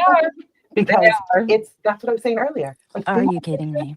Of them and them with their papa. I mean, look at Lori Vallow. What is wrong with you? See, I can't because then I get, when I was sitting at the airport, I started thinking about it when I was live and I was getting ready to talk about it. But there were people around me that would have been like, lock her up, put her away. Like mandated reporters. Get her. Well, so did I. she says it's the 18 minutes when Kay was talking. That tells me it's all. I mean, I'd be very unhappy if my number popped up on screen. I wouldn't lose my mind about it or anything because my number is pretty public. I mean, I've had my number for over 20 years. Yeah, right. So, and I'm sure hidden true crime is pretty public too. I mean, like having a channel that big, they probably do most of their work on those numbers. So, I mean, I wouldn't love it, but I wouldn't strike a channel down for it either. I actually wouldn't strike I wouldn't have done a 9-hour live either. So what the heck am I saying? About silencing I'm people. trying to put stuff that I would and wouldn't do, but I wouldn't have even done any of this. So, but I really wouldn't have struck Crush's channel down. Like that would have been, of all the things in this whole story, Crush's channel striking down would have been the last thing I would have done. Well, she don't want it to get out that Kay felt victimized and exploited. She No. don't want the text to get out. This is all what it's about. It's controlling the reputation, and it just makes me sick. Retired just put in the chat that Annie Cushing That's put out another thing. a That's a good statement. point, Kiwi. What's her- Handed out her passwords, right? Just hands them out. But actually, I handed one of my passwords out to somebody I was working with, and that actually covering this has helped me kind of figure some things out of what I will and won't do. So 9 fucking hours, right? Crazy. I don't know. Is She's that proud of it. recently? Or no? No, she's gonna read Oh, it. found it. Okay, I'll read it to you. Hold on, please. Oh my God. I'm gonna read it to you. Oh wow. Okay. There it is. Annie's statement regarding, well, let me make sure. Is this actually true? Original post for context. Thank you, Sunich. Lauren had a 9-hour live last night. Does anybody have this information? Where does it say that it's Annie, though? Oh, read something that's, And this is how it's done, ladies and gentlemen. I'm a little scared. I'm like, I'm not going to read this. You got to be very careful. She And that's reads the it. thing. So it is Annie. Here's my thing too. I'm okay. Here I created a YouTube channel because it's not because I wanted people to hear what and see what I had to say, right? I mean, I've thrown stuff up on screen where I'm like, oh no, I didn't want to do that. So, I mean, it's like you let the world into your house, somebody's going to see something and you, once or twice and you don't want it, but you fix it and then you move on. So in essence, I want people to watch. There's nothing wrong with clicks and views. Let me tell you where it becomes a problem. It becomes a problem when everything you do is with clicks and views in mind. Right. So if you get a piece of information, instead of taking the wait and see approach and say, should I? It's her. You just put it out because you know that it will get clicks and views. That's where it comes in. I'm not going to be shamed or told that I'm a bad person because I put out content. If I didn't want people to look at it, I would just fucking tell Mac and Alice a cat. Okay, so this must be a thing that people say to every content creator because it makes no sense to me that you would tell me that I'm just doing it for clicks and views. Of course I am doing it for clicks and views. I'm doing it for more than that, but I mean, it's part of the reason I'm doing it. I want you to see what I do, or I would just like do it with Junebug. Hey, Junie, guess what happened on Law and Climb, Hidden to a Climb, No, I'm here telling you guys. Okay, that's who I would sit around here and talk to. I would watch these cases, I would watch these trials, and I'd be like, did you see that, Mac? Did you see the ridiculousness that just came out of this fool's mouth? And then Alice would be like, shut up. So that's what I would do. Hear any of this, Allie? Yes. You do. Oh, I do. That's not Allie. I answered for Allie because I'm impulsive. I would like to hear it. Yeah, if you want to read it, and if you think it's like I trust your judgment. Yeah, I'll be careful. Annie is Tylee's aunt. Okay. Okay. The screenshot, I believe, is at the center of the melee. First of all, I'm going to rip the Band-Aid off. I was made quite aware a while ago that there was a message sent by one of the individuals embroiled in this controversy that was sent to their friends shortly after Tylee and JJ's remains were found. Included in the message was allegedly a comment about Tylee that was cruel and ignorant, especially given the timing. I have not seen the screenshot. I was only told what it said by somebody who did see it. Even if it's true, it didn't rock my world, but it merely confirmed that there was an undertow of indifference towards Tylee's suffering because someone didn't like her, as well as a reluctance to even view her as a victim. We will revisit this screenshot in a minute. My perspective on this war. When I saw some of the tensions bubbling up to the surface, I was concerned. I checked out one of the offending Instagram posts using a link that was sent to me, and it wasn't my cup of tea. I also explained to one person involved that PhD doesn't mean someone studied philosophy, so I was baffled to find out that big reveal made its way to production. More importantly, if past proved to be prologue, I was quite sure I was going to get pulled into this war. I didn't know how, but I've seen enough hysteria in this community to be able to predict it would happen. I also suspect some I involved really hope that she didn't say that. have taken cheap shots at me in hopes their cruel tactics will gain traction, as they always have in the past, so they can distract from the growing focus on whatever Lauren said about the victims. I personally don't care what she says. And what was my crime? Putting out facts of this story in a timeline format, citing all my sources, and providing receipts that others could use to draw their own conclusions. If that offends your sensibilities, you really should consider sticking to pre-digested crime stories where details about imperfect people and processes where love doesn't always win are typically made more palatable. I mean that with all due respect. I would never follow a criminal case in depth for this very reason. I've appealed to anyone who has moderated for AMH to not get involved in a community drama, because even though it's not fair to any of us or the least bit rational, people who want to believe I'm the spawn of Satan wield a cult leader level of control over my friends and allies, and am the puppeteer controlling whatever war breaks out in the community, will see them as mere extensions of me and use anything that they say or do against me. They don't need proof. They can just allege that they have this hunch that I'm behind all of this, and I'm sending out my own flying monkeys into the fray to do my bidding, like I'm some LVD clone who gets everyone else's hands dirty to insulate myself from accountability.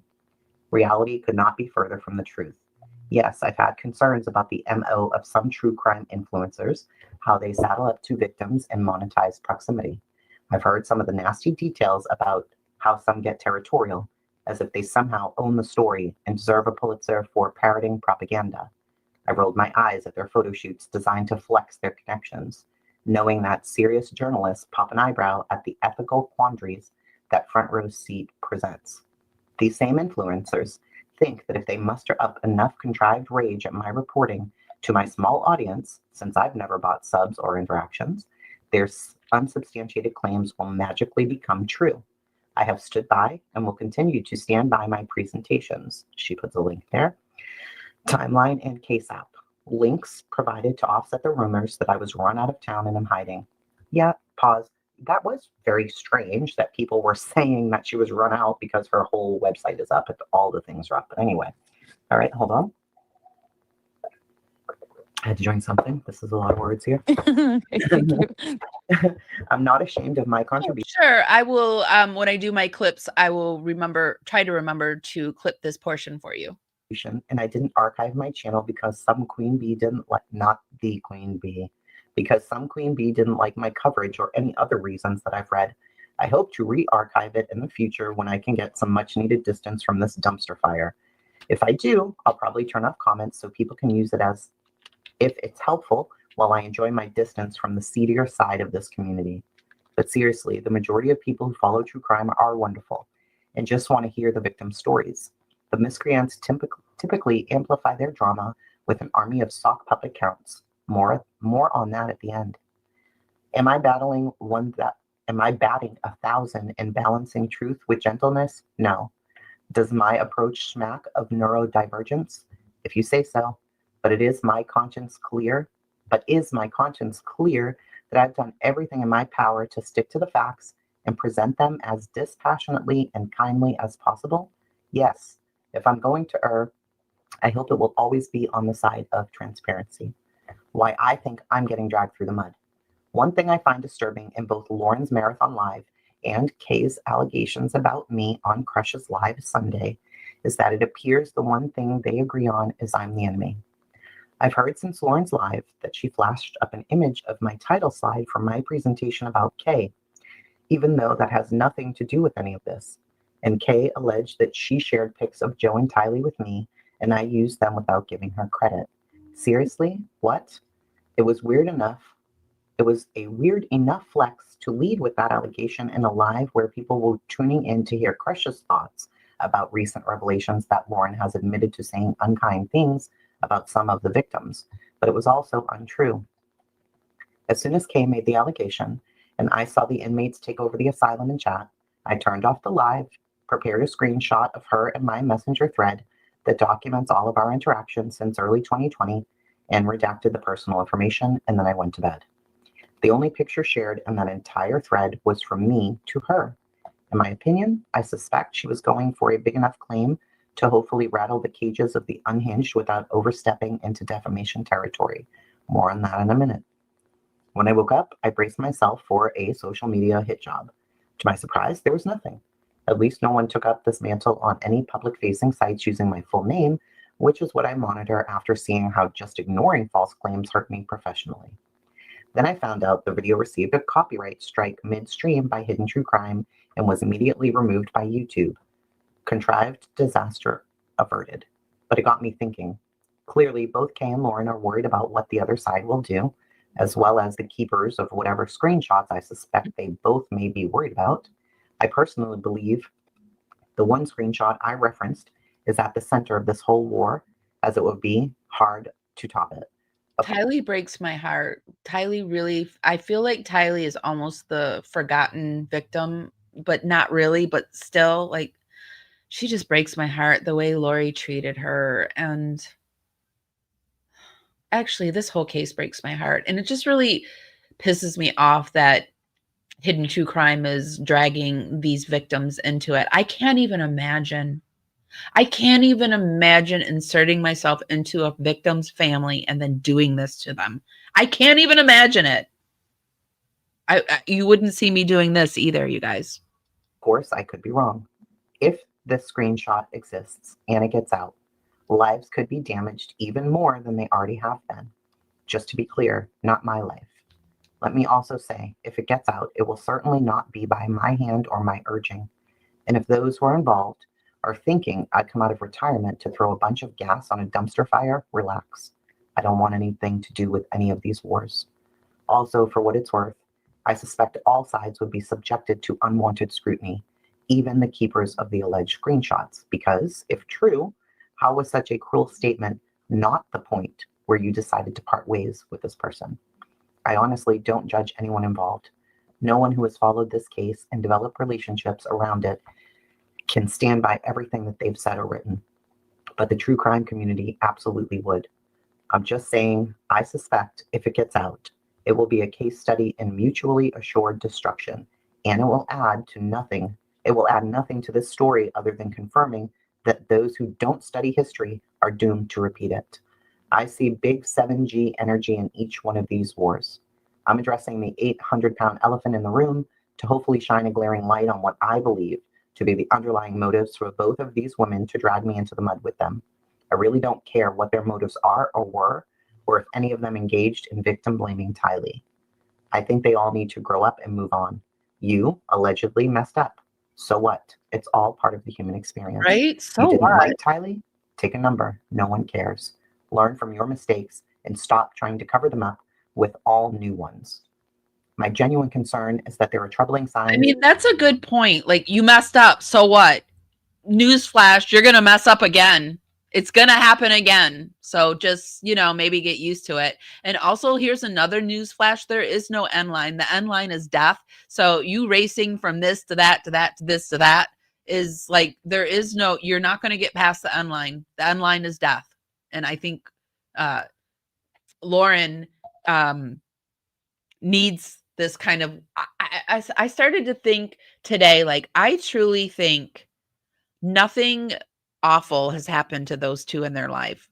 The way they're acting, you can tell that there has been no tragedy, no huge tragedies in their life, and they've not really had to struggle too much. Because if this is the way you behave, to me, everyone has been saying yes to Lauren a little too much. And probably John too. That some of the people involved in this war are struggling under the weight of criticism, cruelty, and quite possibly a fear of what could come out, and that could result in the brinkmanship coming from all sides. I could be deep in conspiracy myself, but I personally suspect the whole anonymous release of the scandalous text messages between Summer and Adam, that, by the way, had all the earmarks of coming from a police report, but weren't in the FOIA docs, was a warning shot by one of the parties to let the others know what exactly they are capable of if they are pushed. Summer is just collateral damage to get everyone back in line, in my opinion. My appeal is to please let cooler heads prevail. If you have a genuine concern that someone has wronged you that rises to the level of seeking remediation via criminal charges, a civil lawsuit, reporting someone to a regulatory board, filing a CPS report, etc., by all means, seek out the protection and remediation the law affords you. Stop taking foolish risks and seeking retaliation outside the bumpers of the law. I see people on all sides taking risks that could alter their lives if, God forbid, their contrived enemy or enemies lose their footing and succumb to the mental health battles. I'm not trying to spread hysteria. I just think people need to be a little less gullible in their assumptions that one side somehow has a corner on how to navigate a criminal case that has pushed many of us to the brink in many different ways. One final thing that I will caution you about is I think there's an assumption that using an anonymous sock puppet account will protect you from consequences of defamation, invasion of privacy, harassment. They don't. Although the courts have a strong inclination towards protecting privacy, if an account crosses the line into claims about a person that are prohibited by civil or criminal law, the victim can seek to have that account unmasked in pursuit of their remediation. I pulled together a list of cases, both civil and criminal, using AI where unmasking was done to hold offenders accountable. You can see it here. This is not a veiled threat. I document comments made about me that I believe cross the line because I have experienced negative ramifications of these campaigns to my business and professional reputation. Some of the outrageously false claims made about me throughout the course of this case, with a fan fave being that I profited off the death of children, have quite possibly done irreparable damage to my business. I'm not inclined to take legal action. I just want to be left alone by all sides. But I do have a strategy to proactively protect my reputation and business from false claims like this.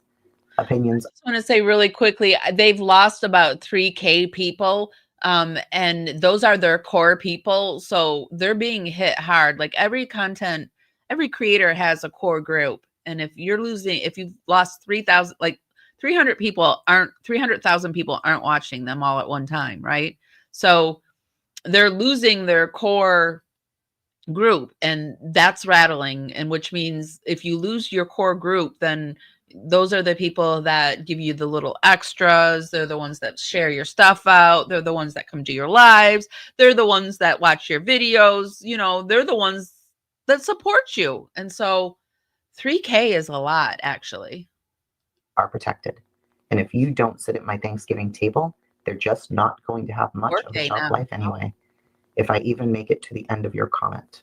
But openly harassing others with false claims or any activity makes you vulnerable to legal action and can also... You can't tell, but there are people that are aware of the situation and probably saw the 9-hour live. And so the core group are the people that watch you. So they caught the live and they said, unsubscribe, right? So that's the core group.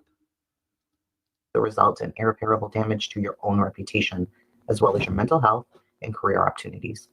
Stay safe, chill out, eat a vegetable, take a walk. Cancel it out with something indulgent, and unplug occasionally. Enjoy your life. Oh my goodness gracious. Oh my God, that was a lot. Will you send that to me so I can read it too? So, because I know I didn't catch it all. I got to see things a couple times to really, digest it. But I just want to say, like, this is fucking sad. That any and all of these family members are being drugged back into the spotlight because and this trauma is very, like, it's directly associated with this situation because of what the channel was about and why everyone met in the first place. So it's bringing all this trauma back up for everyone. That is so fucked up. And not only that, I will not. I don't know what kind of issues that some of the family members might have with each other, but I will never, like, I respect all of them and don't want to be involved. And I don't think people should even at all get involved in that because they all are victims. And like, I can just see like people starting to tear, like Chris just said, like my blood pressure's going up. People just automatically you know, when like choose sides and shit, when she was writing in the chat, I can't remember her exact words, but that's fucking sad. This is that shit is nobody's business. I personally wish she wouldn't even comment on that stuff just because it's going to be hurtful to everyone. Oh my God. I feel bad for, I feel like they are having their wound reopened. So that was Annie Cushion's statement. Let's keep going. Let me come down over and see what you guys are saying.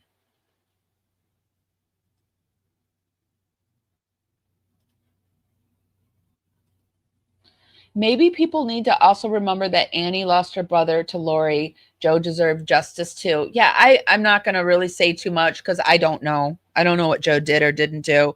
I didn't get into that part of the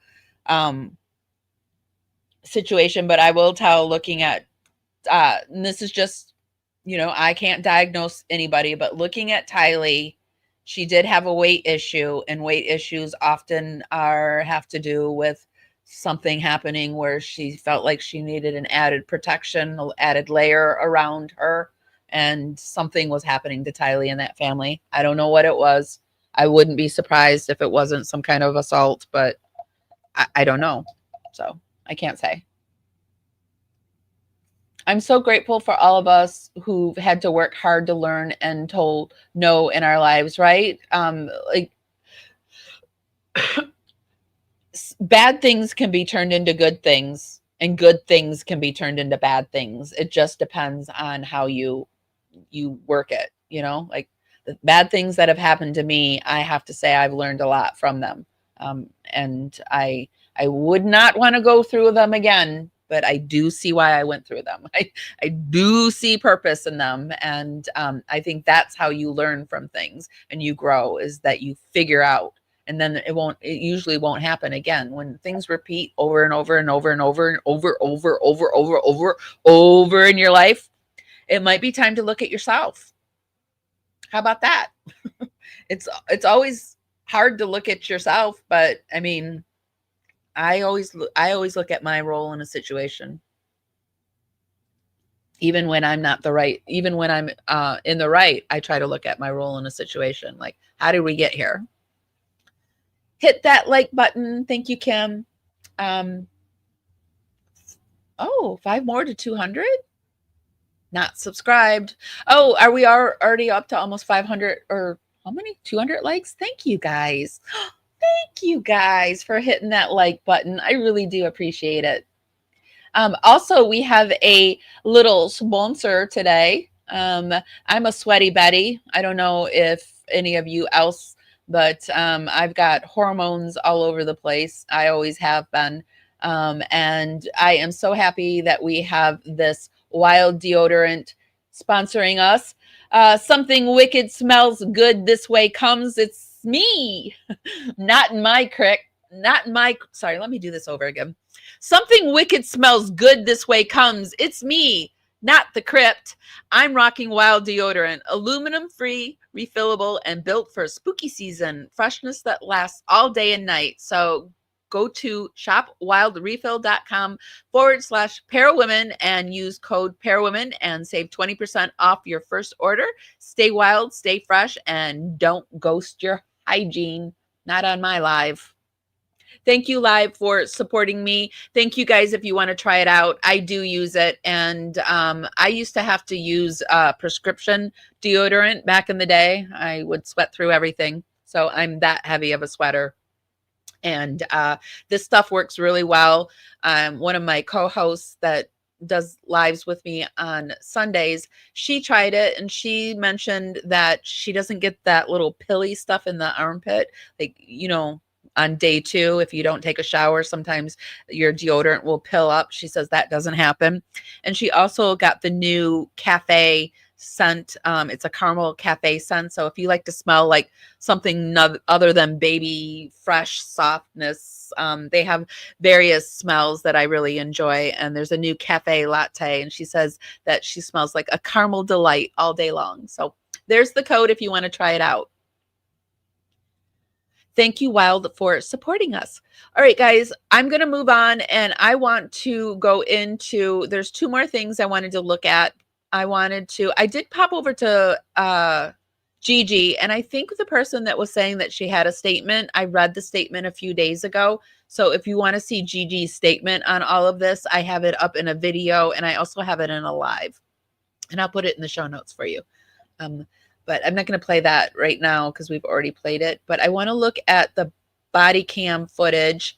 And then Kim sent me some stuff. I thought we could end it up with actually going to CrimeCon. Vinny Politan threw up a live, and it says CrimeCon 2025 Denver behind the scenes with the Tangents, and there was some drama. So I thought we could put on our speculation glasses and go in and look at that at the end and see if we can pick up what drama he's laying down.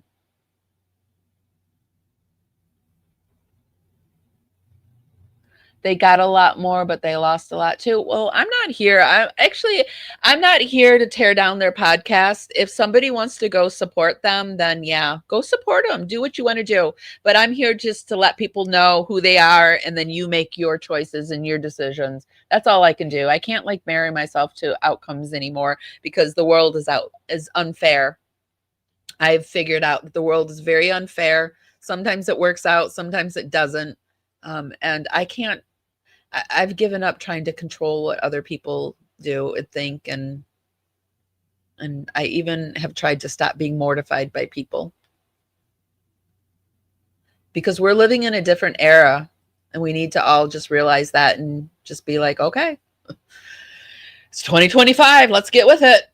All right. So this is the body cam footage. It was originally, I believe, posted over on Sleuthy Goosey, but I don't think they have it up anymore. So, but I will put the links just in case they put it back up for them. Here are all 4 body cams from their CrimeCon situation with Lauren Matthias. We're going to see Christina get served, and then we're going to see Lauren be told that Christina was served. Grayson's reaction is just disgusting, in my opinion. I have sped up parts that were quiet for an extended period of time.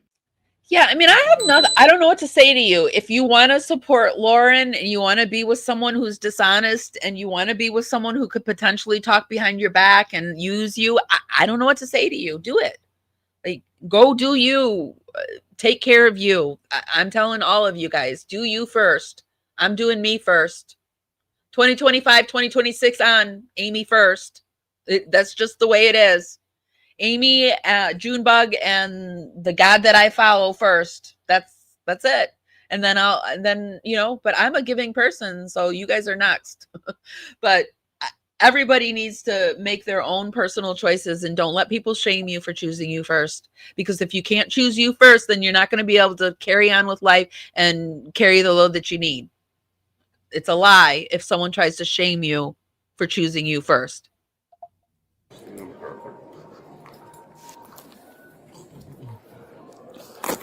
Hello, ma'am. Hello. Good, good. Are you Christina MacArthur? Yes. Perfect. Do you mind if I see your ID real fast? Okay. All right, thank you.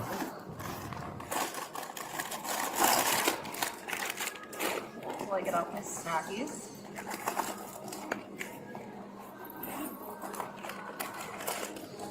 Okay, hold on. Yeah, I don't know if I can watch Megan, because if she can't see what's happening, I don't know. I'm not saying anything against Megan, but the fact that she's still going hard for this, I don't know. But I will try to. But you also have to look at Lori's Munchausen problem with Tylee. Plus, have you not heard of Feeders, Mama Skinny? Oh, yes, I have heard of Feeders. I have.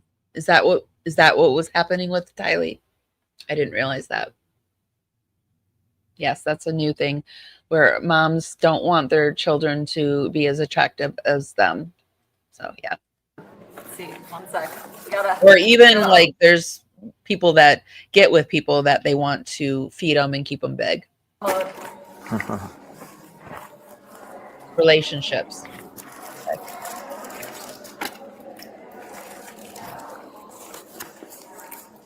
Maybe I did. Oh yeah. Perfect. There you go. Thank you. Yeah. Maybe if I talk to Kelly tonight, I'll ask her to expand on it since she's a behavioral All right, therapist. ma'am. Do you know what's going on here right now? I mean, I can make a lot of assumptions, Okay.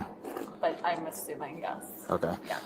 Do you mind if I get a good phone number for you real Yeah. fast? Area code 615. I called you guys yesterday too. Did you? Okay. To, 615. yes. I love how professional and This calm is Christina yes. is Called you guys here. yesterday. I feel like they were banking on Christina losing her mind, and she didn't. She just looks very ready, I guess, and sad that it's happening. Super cute too. She's got beautiful hair. Feeling this was like she was gonna pull this. Okay. So Like we just don't want to like her blindside you, right? We just want to make sure outfit. everybody's on the same page, okay? No, I mean like to what like I obviously only know like what has happened like at my house, Okay. like with that. But Is like, that, is that like in Utah or? Yeah, I live in Utah. Okay. I 5-1. Okay, yes. perfect. I have yeah. I mean, ask me. I don't know. You Okay. just don't know where to go. No, I mean, so Long story short, you're being served with a protective order. Okay. So you're not allowed to come within 500 feet of the respondent. You're not allowed to go to the convention. You can stay at the hotel, but you cannot go to the convention or 500 feet. Question. Okay, officer. Look at him. Look at her. I can't stand this. I can't stand when people talk to me this way. Like, you know what he's thinking. You know damn well what this man is thinking. If you violate it, the judge's order, we will arrest you and you have to go to jail. We don't have a choice about that. No, that's fine. I'm just asking a question. I know you're doing your job. She's just asking a question. I'm trying because, it's just a lot. I paraphrase. Okay, so I understand you're doing your job. Can I ask questions? yes. About it? Here's a copy of it for you. I already have. I have a picture my husband sent me yesterday. We'll leave you with a physical copy. Yeah, just because we have to give, the physical copy to you, that way you have it for your records, and then we have to give one to our Also, records I have to department as well. say that he's trying to mansplain shit to Christina, and she's not letting him do it. And do you notice his eyes suddenly aren't as wide as they used to be? She's like, nah, you don't need to mansplain this to me, sir. So, can I fight this here? No. This is going to be a Utah-based. Yeah, so my question is,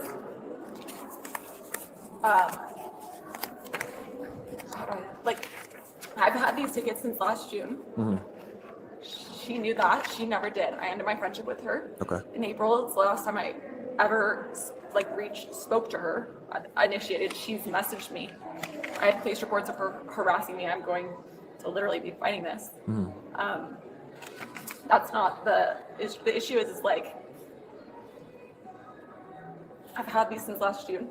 When I ended my friendship, she didn't have tickets here at all. She knew. Wait, did she just say her phone number? I thought it was muted. Did she? I didn't hear a phone number. Coming here. Mm-hmm. With that said, why am I getting punished when I've had these tickets? I'm sure they can look it up. Mm-hmm. For much, you know what I mean? I'm sure they can look it up. But this is. And so I don't know if that's something you can take up with them as far as maybe a reimbursement or however you guys are trying to deal with that end, but that's going to be civil on that side, right? So No, we're just delivering the Okay. protection order, okay? Yeah, I'm just asking, do you have, what can I do? Actually, that's how I get when I'm trying not to cry and I'm still trying to talk. I get and people will say it gets even worse if I'm on the phone. They'll be like, "You're cutting off," and I'm like, "No, this is just how I talk when I am like this." So yeah, she's emotional. Mm-hmm. Sorry. Like I said, they're not kicking you out of the hotel, but you can't come to the crime con, right? So you can stay at the hotel, I know just that. as long as you stay away from. I have my friends are about to go on stage and present, and I can't see that either. And I'm sorry, but that's No, I kind of know. the unfortunate situation that we're in. Her number was just said. You guys, I need to stop for a second, and I need you to put in the chat. Did they just read off the number? Because I didn't hear I don't know. Did they just say her phone number? Because I thought they had the thing up there and they blurred it out. They blurred out the screen. So there, are you talking about the number was said on Crushes? Because I know that happened. I'm not trying to get myself taken down here. She said it earlier, but you're using the video. I think she said it earlier, but if you're using the video, I think you are. She might have gone back and edited out after the live streamed. I'm not using a live stream. I'm actually over on somebody else's. I'm using it from allegedly speculating. She's got all the body. This is the body cams put together. So this is a video, and I think she's already muted it or blurred it out. Oh, it And sucks. this I looks feel like after reading it, it's a no contact order. Oh, I've never contacted her. So if there's other people listed in it that you're not allowed to contact, I never saw other people, and It's I in there, wouldn't have the even second talked page. to anybody that like she knows, like never. Okay. But my point is, I've done nothing wrong. I have like her history of her pulling this stuff before with other police so reports. when you go to court for this, because you're gonna have a court date. Oh, it sucks. This is I- really. I understand, and I understand the frustration with it, but what the judge signs off on. How did they get my- a signature my on par- something that's not even My like partner and real? I can't. Right? How did they even get a So anything signature on violated it? From what the judge says. Yeah. No, I We have a thank you legal for telling me this. obligation. We have to I enforce please it. do, and I'm not asking. It's actually not that difficult to get a to get the original, to get it going. To then you have to go in front of the court, but it's not that difficult. So we'd hate for something like this to happen where you How get do I find arrested out how over this this. was approved? I would hire an attorney and have your attorney go through it. and It- go to it the- has But like, the how was this judges- even approved? Because these, like, I've done literally. It's an So application. that's where process. It's an that's application from the that's done judge right through there. the judge. I know, but like, I want to like, how do I find? Because I might be at CrimeCon, but Well, you- I'm a rookie, so like, obviously she had to say something to be able to get this signed. It's an application process that has to go through. You go to court, you apply for it. If the judge deems that it's necessary, the judge will grant. Okay. So whatever she put in the application and whatever evidence she presented, the judge obviously agreed with it and issued it. Okay. So you do have a court date for it. It doesn't show it on here. I would reach out to the county and find out when the court date is. And then you can have, you go to court and you can explain everything. And I know this is why I came. Well, I this- like came to your office in Aurora yesterday Mm-hmm. to avoid all this because we, literally, like, The this police- is like me having plans to go somewhere and someone else following me here and then telling me I'm the stalker. I'm sorry that this happened, Like, but unfortunately, there's nothing that we can do. I know. And so this is, if you reach out to Utah, this looks like the case number that all the information regarding this protection order is going to be under, okay? I'm going to give you a business card. This is a case number that we're going to write our report under. We're just going to say that we served you, okay? That's why I had to get your ID, just say I positively identified you and served you, okay? I So, respect what you do. Thank you. I I'm not appreciate it. mad at you at all. I'm just. What portion does she say the number so I can I don't know. You know what? Actually, I don't want this taken down. So we're gonna let me think. Actually, I'm not gonna show this. I don't think we've gotten to the point where she says the number. I'm gonna listen to it all through myself, and then we can pop over another time, maybe tomorrow, and go through all of the. I'll read all of it and we'll watch all of it. I'll put it all in one stream together because I don't want any problems. I'm not here to put anybody's phone number out or I don't dox. I don't dox people. It's not what I do. So it makes me really uneasy and nervous. And so thank you guys for telling me that. I will listen to it, play it through myself. I'm just not even going to risk it. I hope you understand. Comparing her body language to Lauren and Grayson is very telling in public. Yeah, I wanted to look at Lauren and Grayson. This was the whole reason why I wanted to look at those two together. So can we look at that portion? Is the phone number put out during that portion? I want to look at when Lauren and Grayson are standing with the police officers compared to the other people. Or other people, Christina. Grayson's eye contact. Yeah, Grayson does have shifty eyes now that the more I watch. Like the more you're watching these people, the more I'm watching these people, the more I'm like noticing tics and like other things that I wouldn't normally notice. She does have a little bit of shifty eyes. Check at the beginning when they took her identifying info to be sure. Okay.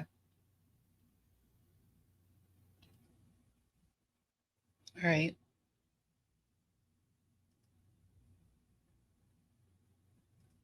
Is it like right around here?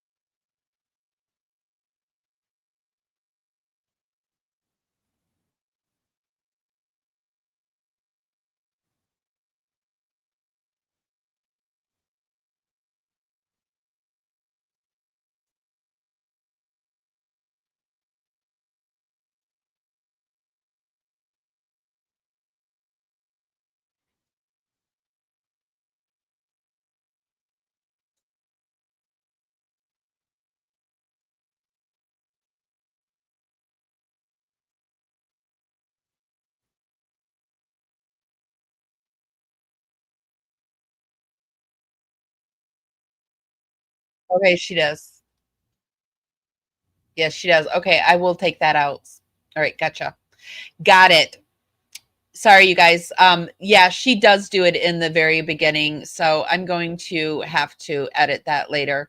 But now that it's already been done, we can go back and sorry, Christina. If you ever come across this, I promise I'm going to edit this out. And yeah, I'm not trying to dox anyone.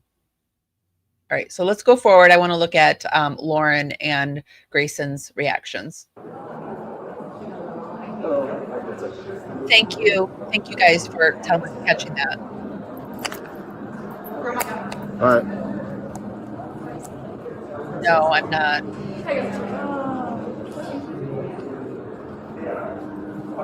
Let me put him inside, and then, or do you need him? I'm gonna need him. I think. Yeah. What room are we? Let's. We don't have the entire. Good. Randy. I'll edit it. I'm actually.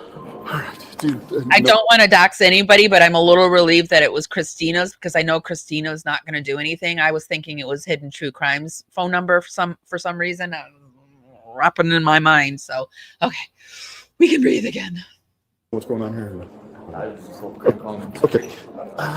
Shit. How do you put these on silent? I forgot. Oh, so like mute it? Yeah. I'll use that one.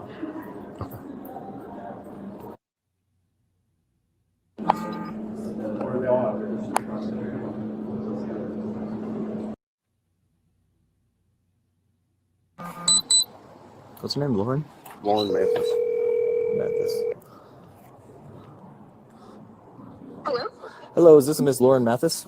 This is Grace Andior. I'm her producer. Oh, okay, perfect. Yes, sir. Okay, perfect. This is Officer Vovon with the Aurora Police Department. We're just trying to find her to give her copy of the protection order. I do feel like the police officers are a little lighter and brighter.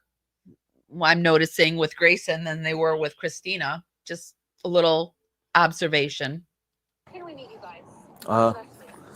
We are right now. We're right outside Aurora Ballroom B. I don't know if that's easier for you or harder. We can come to you. Shoe serve, correct? Yes, ma'am. And so she's gone. Yes, so she understands, and she's not at the crime con. Oh, wonderful. Okay, great. We will come meet you guys. Well, that's because Lauren followed her around CrimeCon. So she had to move, it was her responsibility to get away from Lauren. So Lauren followed her around CrimeCon. That's what Lauren, in my opinion. The top floor, kind of by like the Starbucks. So we'll come towards you guys. Oh, we're right over there. Okay, yeah, I think we're right there too. We can meet you by the coffee bar place. Okay, thank you. Okay, we'll be standing there. Thank you.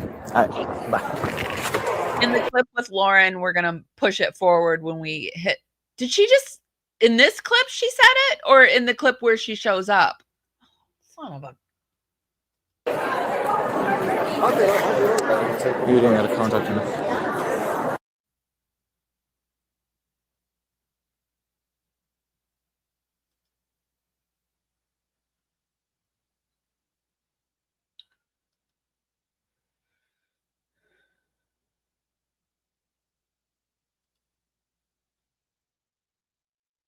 All right, let me move it forward so that we don't get mixed into any phone numbers. Whatever's easier.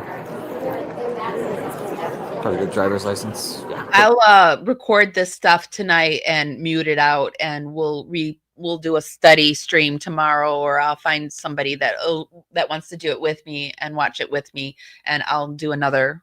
But I do want to. I want to compare these two. This is the whole reason. Well, this was the reason why I started this live, was because I wanted to look at these two together. Thank you. Okay. Oh, and there's Lieutenant. Go grab Lieutenant. Look here. Hey, girl. Hi. Yeah, I'm being stalked. Hi. Yeah, just talking to the police. Perfect. I'll get these back to them. And then, real fast, if I can just get your phone number. Or the phone number I called works. The phone number, pardon? The phone number I just called, does that one work for you? That one works. That's my producer. Wow. Okay, damn phone numbers. That you gave us back. Okay. And then she is aware that it's no phone contact, like you said. So if there's any messages that are sent, emails, anything like How did the police send it out like that? Don't they redact? Aren't they supposed to redact that kind of stuff? that, that's a violation of it. Yeah, she's been putting threats on social media, but I think that it's on there. Yeah, she's not allowed to do any of that. Okay. She knows no TikTok? She knows everything. I said She's it's just a given a copy, yeah. I said it's a no contact order. I said read over it. Whatever the judge puts in here, we can't deviate from it. You will be arrested if you violate this. Okay. Thank you guys. Thank you. Thank you. Thank you, officers. I appreciate it. You guys have a good time. Thank you. Enjoy the rest of the weekend. Take care. And contact. On the contact. Him, he's like night and day. Night and day. You want to go? He's relaxed.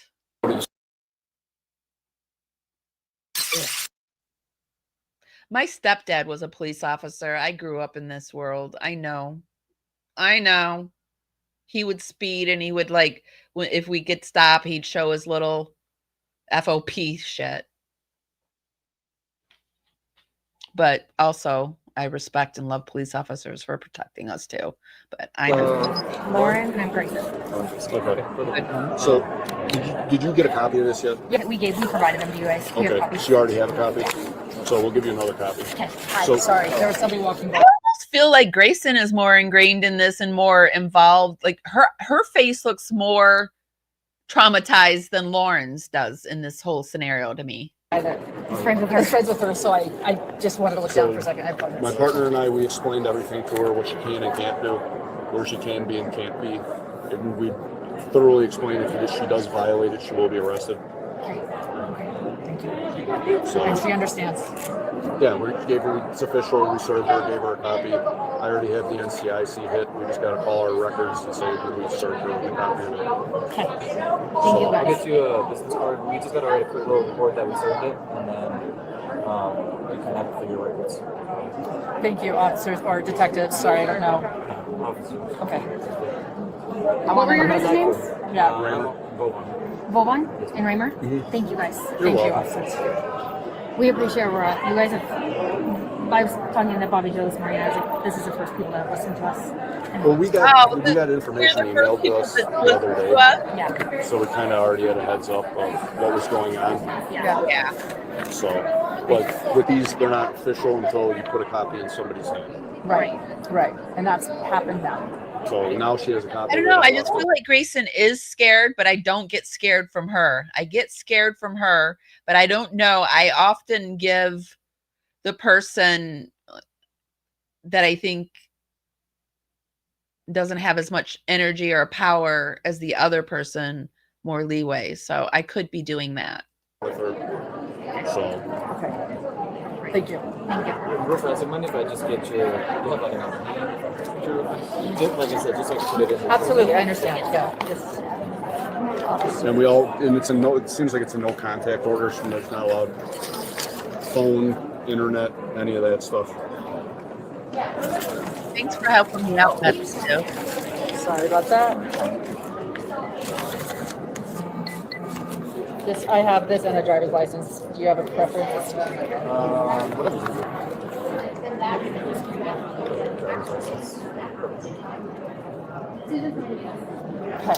Oh, there's a phone up the top.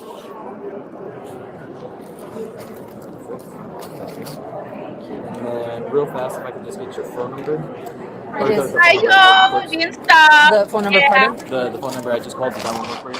Lauren, I'm Lauren Ham. He's on there. I'm the, what do you call it, the person that his name is official. So they have your phone number. Do we want to give a mine to probably Lauren Matthias? And it's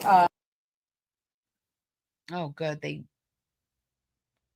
They got her number out. for someone to see it, but I don't want to. It'll do more. That interesting.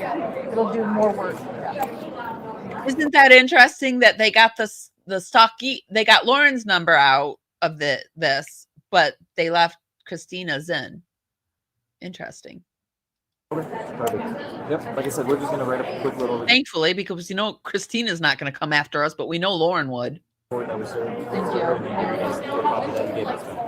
And then she is aware that it's no phone contact, like you said. So if there's any messages that are sent, emails, anything like that, that's a violation. I've been afraid in my life. I've been afraid of another individual in my life, and I can tell you that I wouldn't have went to CrimeCon, and if I knew that individual was there, I wouldn't be freely walking around if I was fearful of my life. What do you guys think? I don't think she looks scared at all. Grayson looks scared to me, but Grayson looks like a whole lot of something going on with Grayson. I can see mental health issues happening in Grayson. Thank you, Betsy Sue, for helping me with that. I do appreciate it. And I will go back and edit out the phone number because I ain't trying to dox no one. All right, guys, let me make sure. Oh, well, I wanted to show you a bit about CrimeCon, but I think I'm going to leave that for another time. The baby bird's coming out of his shower. We've been live for about 2 hours. I might see you later tonight. I hope I see you guys later tonight, at least down in chat, in somebody's chat. I love talking to you guys in chat. She would come after you, and yes, she would. And then she would claim you're threatening her child. Yes, she would. Yes, she would. She would call me a stalker somehow. Somehow it would go south. I don't think she looks scared at all. She looks perfectly comfortable. And if you were that scared, you would not have taken your hot little butt over to CrimeCon if you had a stalker. I think another thing that has burned Lauren's chaps is that all of the people like Gigi and Anjanette, they like Christina. Christina's likable. That sucks for Lauren that Christina's so freaking likable and cute. Thank you. Thank you, Annie Oakley. It's really good to see you again. I've been seeing some faces, names that I haven't seen in a while. So I'm really happy to see some people head back this way. Okay, guys, what are you guys thinking? How are you feeling about all this? The list seems to keep growing and growing. Do you think that there's going to be more top content creators coming out? More bottom content creators, middle way? I mean, this is the time if you want to get it off your chest. Now is the time. I don't want to see them burn in flames. Like, I'm not that kind of person because I know like they support their family, and I just want them to realize that what they've done, but it's not going to happen, Amy. Like, I got a devil and an angel on my shoulder, and the devil's like, Amy, come on, wake the F up. These people have gotten this far in life doing what they're doing. Why would they change now? And then the angel in me says, but Amy, people can always change. Hope springs eternal. That's what I'm living with in my head. But anyway, you think it'll fizzle? I think, okay, I'm going to put my psychic hat on. I call myself the guessing psychic because I have a 50-50 chance of being right.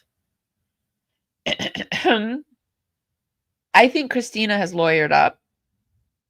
And now I think Christina is going to be the one to be bringing Lauren into the courtroom. And I think Lauren and John are going to double down, triple, quadruple down. I mean, because they've got their 4 lawyers. Or it'll fizzle out. It'll be like, it's not going to be like in the middle. It's going to be hard hitting, or it'll fizzle out.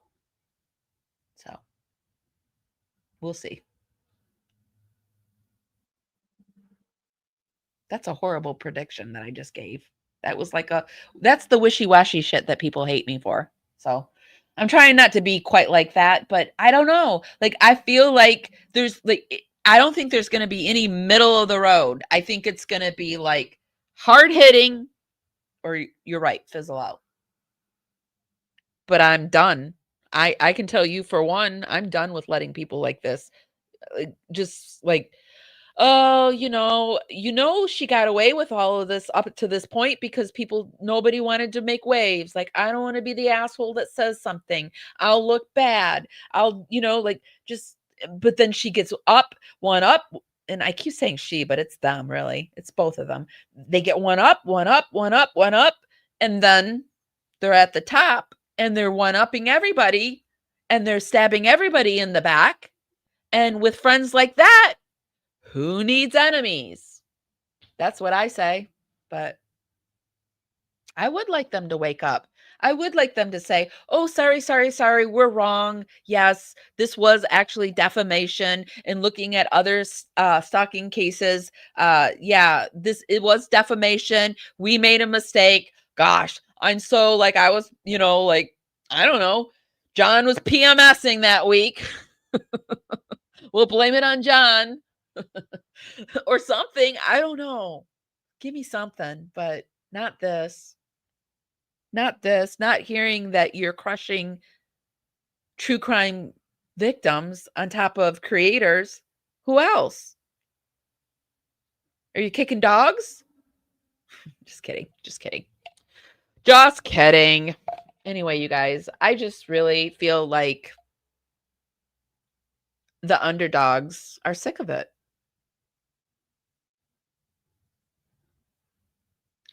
Everybody had a mean girl friend, or there was a mean girl friend named Victoria in your friend group, or in your school,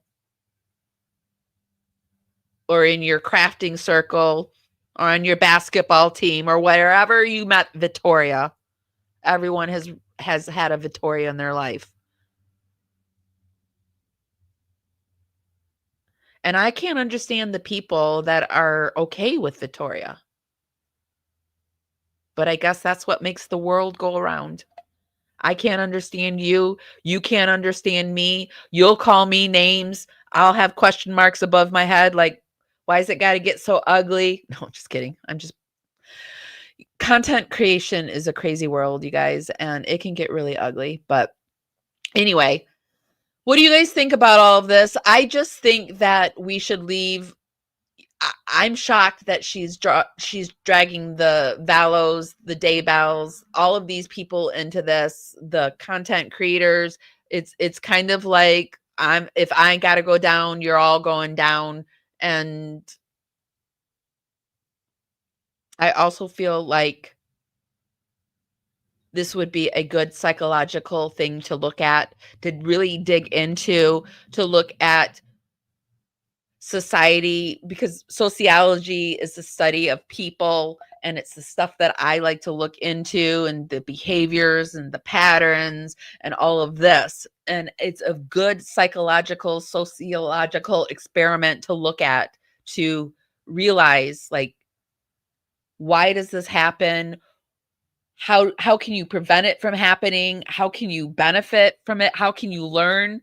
I mean, I'm a psychological person. I like to learn. I'm a crazy person too. So, I mean, the human mind fascinates me as much as it tears me down. So, that's why I'm here. Why are you guys here for it? I guess I'm just really I can't wait to get on another panel to figure out why are you guys here for this? Was there a Victoria in your life? Or are you just tired of seeing this type of behavior? Or like I like Sister Wives and reality TV. Is it just like a reality TV, reality internet kerfuffle that you're interested in? Like what drew you into this case? And where were you when Lauren came to you and brought you this information? I got to take us out with the musical, Hidden True Crime, the musical, because I love it. It's a banger. Thank you so much, Unsolved Amy Boston, for giving us that $5 super sticker. Thank you guys. Thank you, Wild Deodorant, for sponsoring us. And thank you guys for being here. Be sure to give me that DNA that I love on the like button. And I hope I see you guys around the internet. If nobody's told you this today, and even if they have, I'm still going to tell you guys this. I love you guys so, so much. And I'll see you next time. I'm going to take us out with the bang.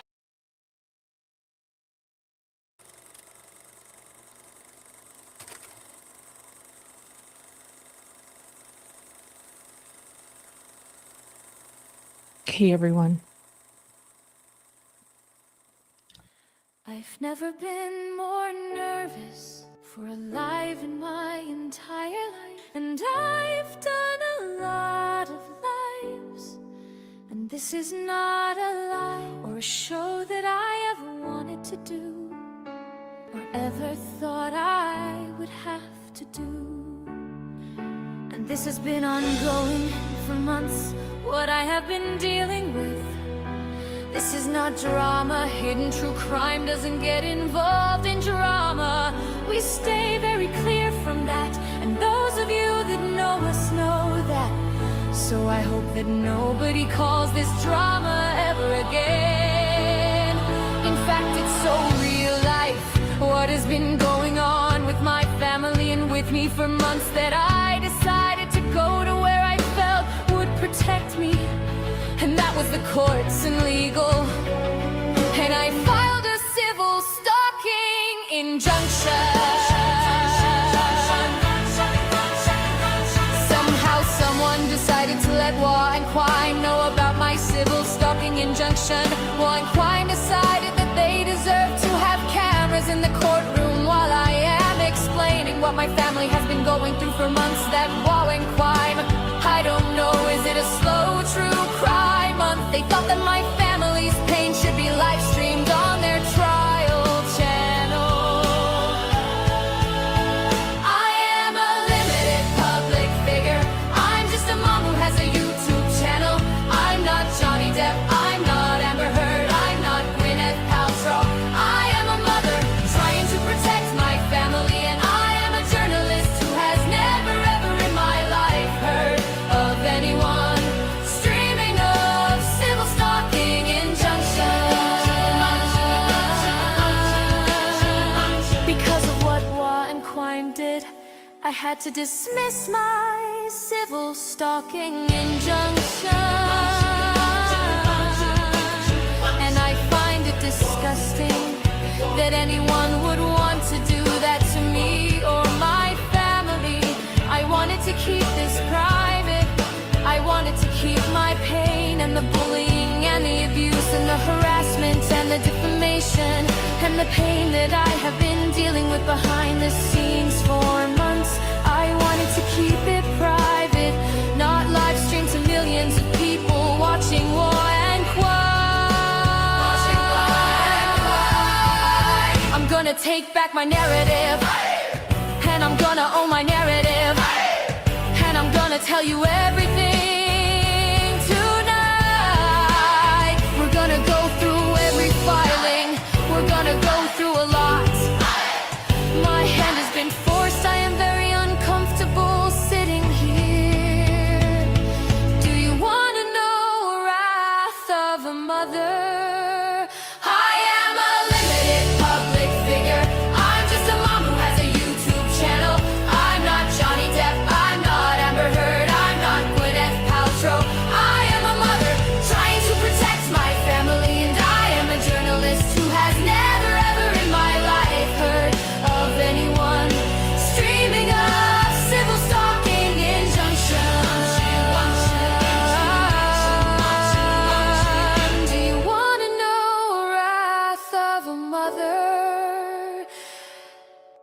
here I am. But you always watch one crime. Can we just call her Warren? Warren. Instead of Lauren. Warren. Yes, Warren. Jay. Yes, One we crime. can. We'll do that. Okay, guys. I love you. See you next time. Bye. Miss my cue, but I had you for that day. Here in the blue, I'm falling deep into you. Be sure to give this live a thumbs up. Helps me go out into the algorithm party out there. Bring more people back to the party. It's just a free way to help me out. With you tonight, and it feels fine. Feels fine.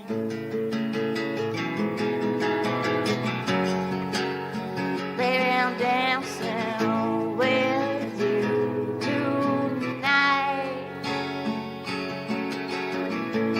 Here in the blue, I'm dancing and falling out, hoping for some time with you.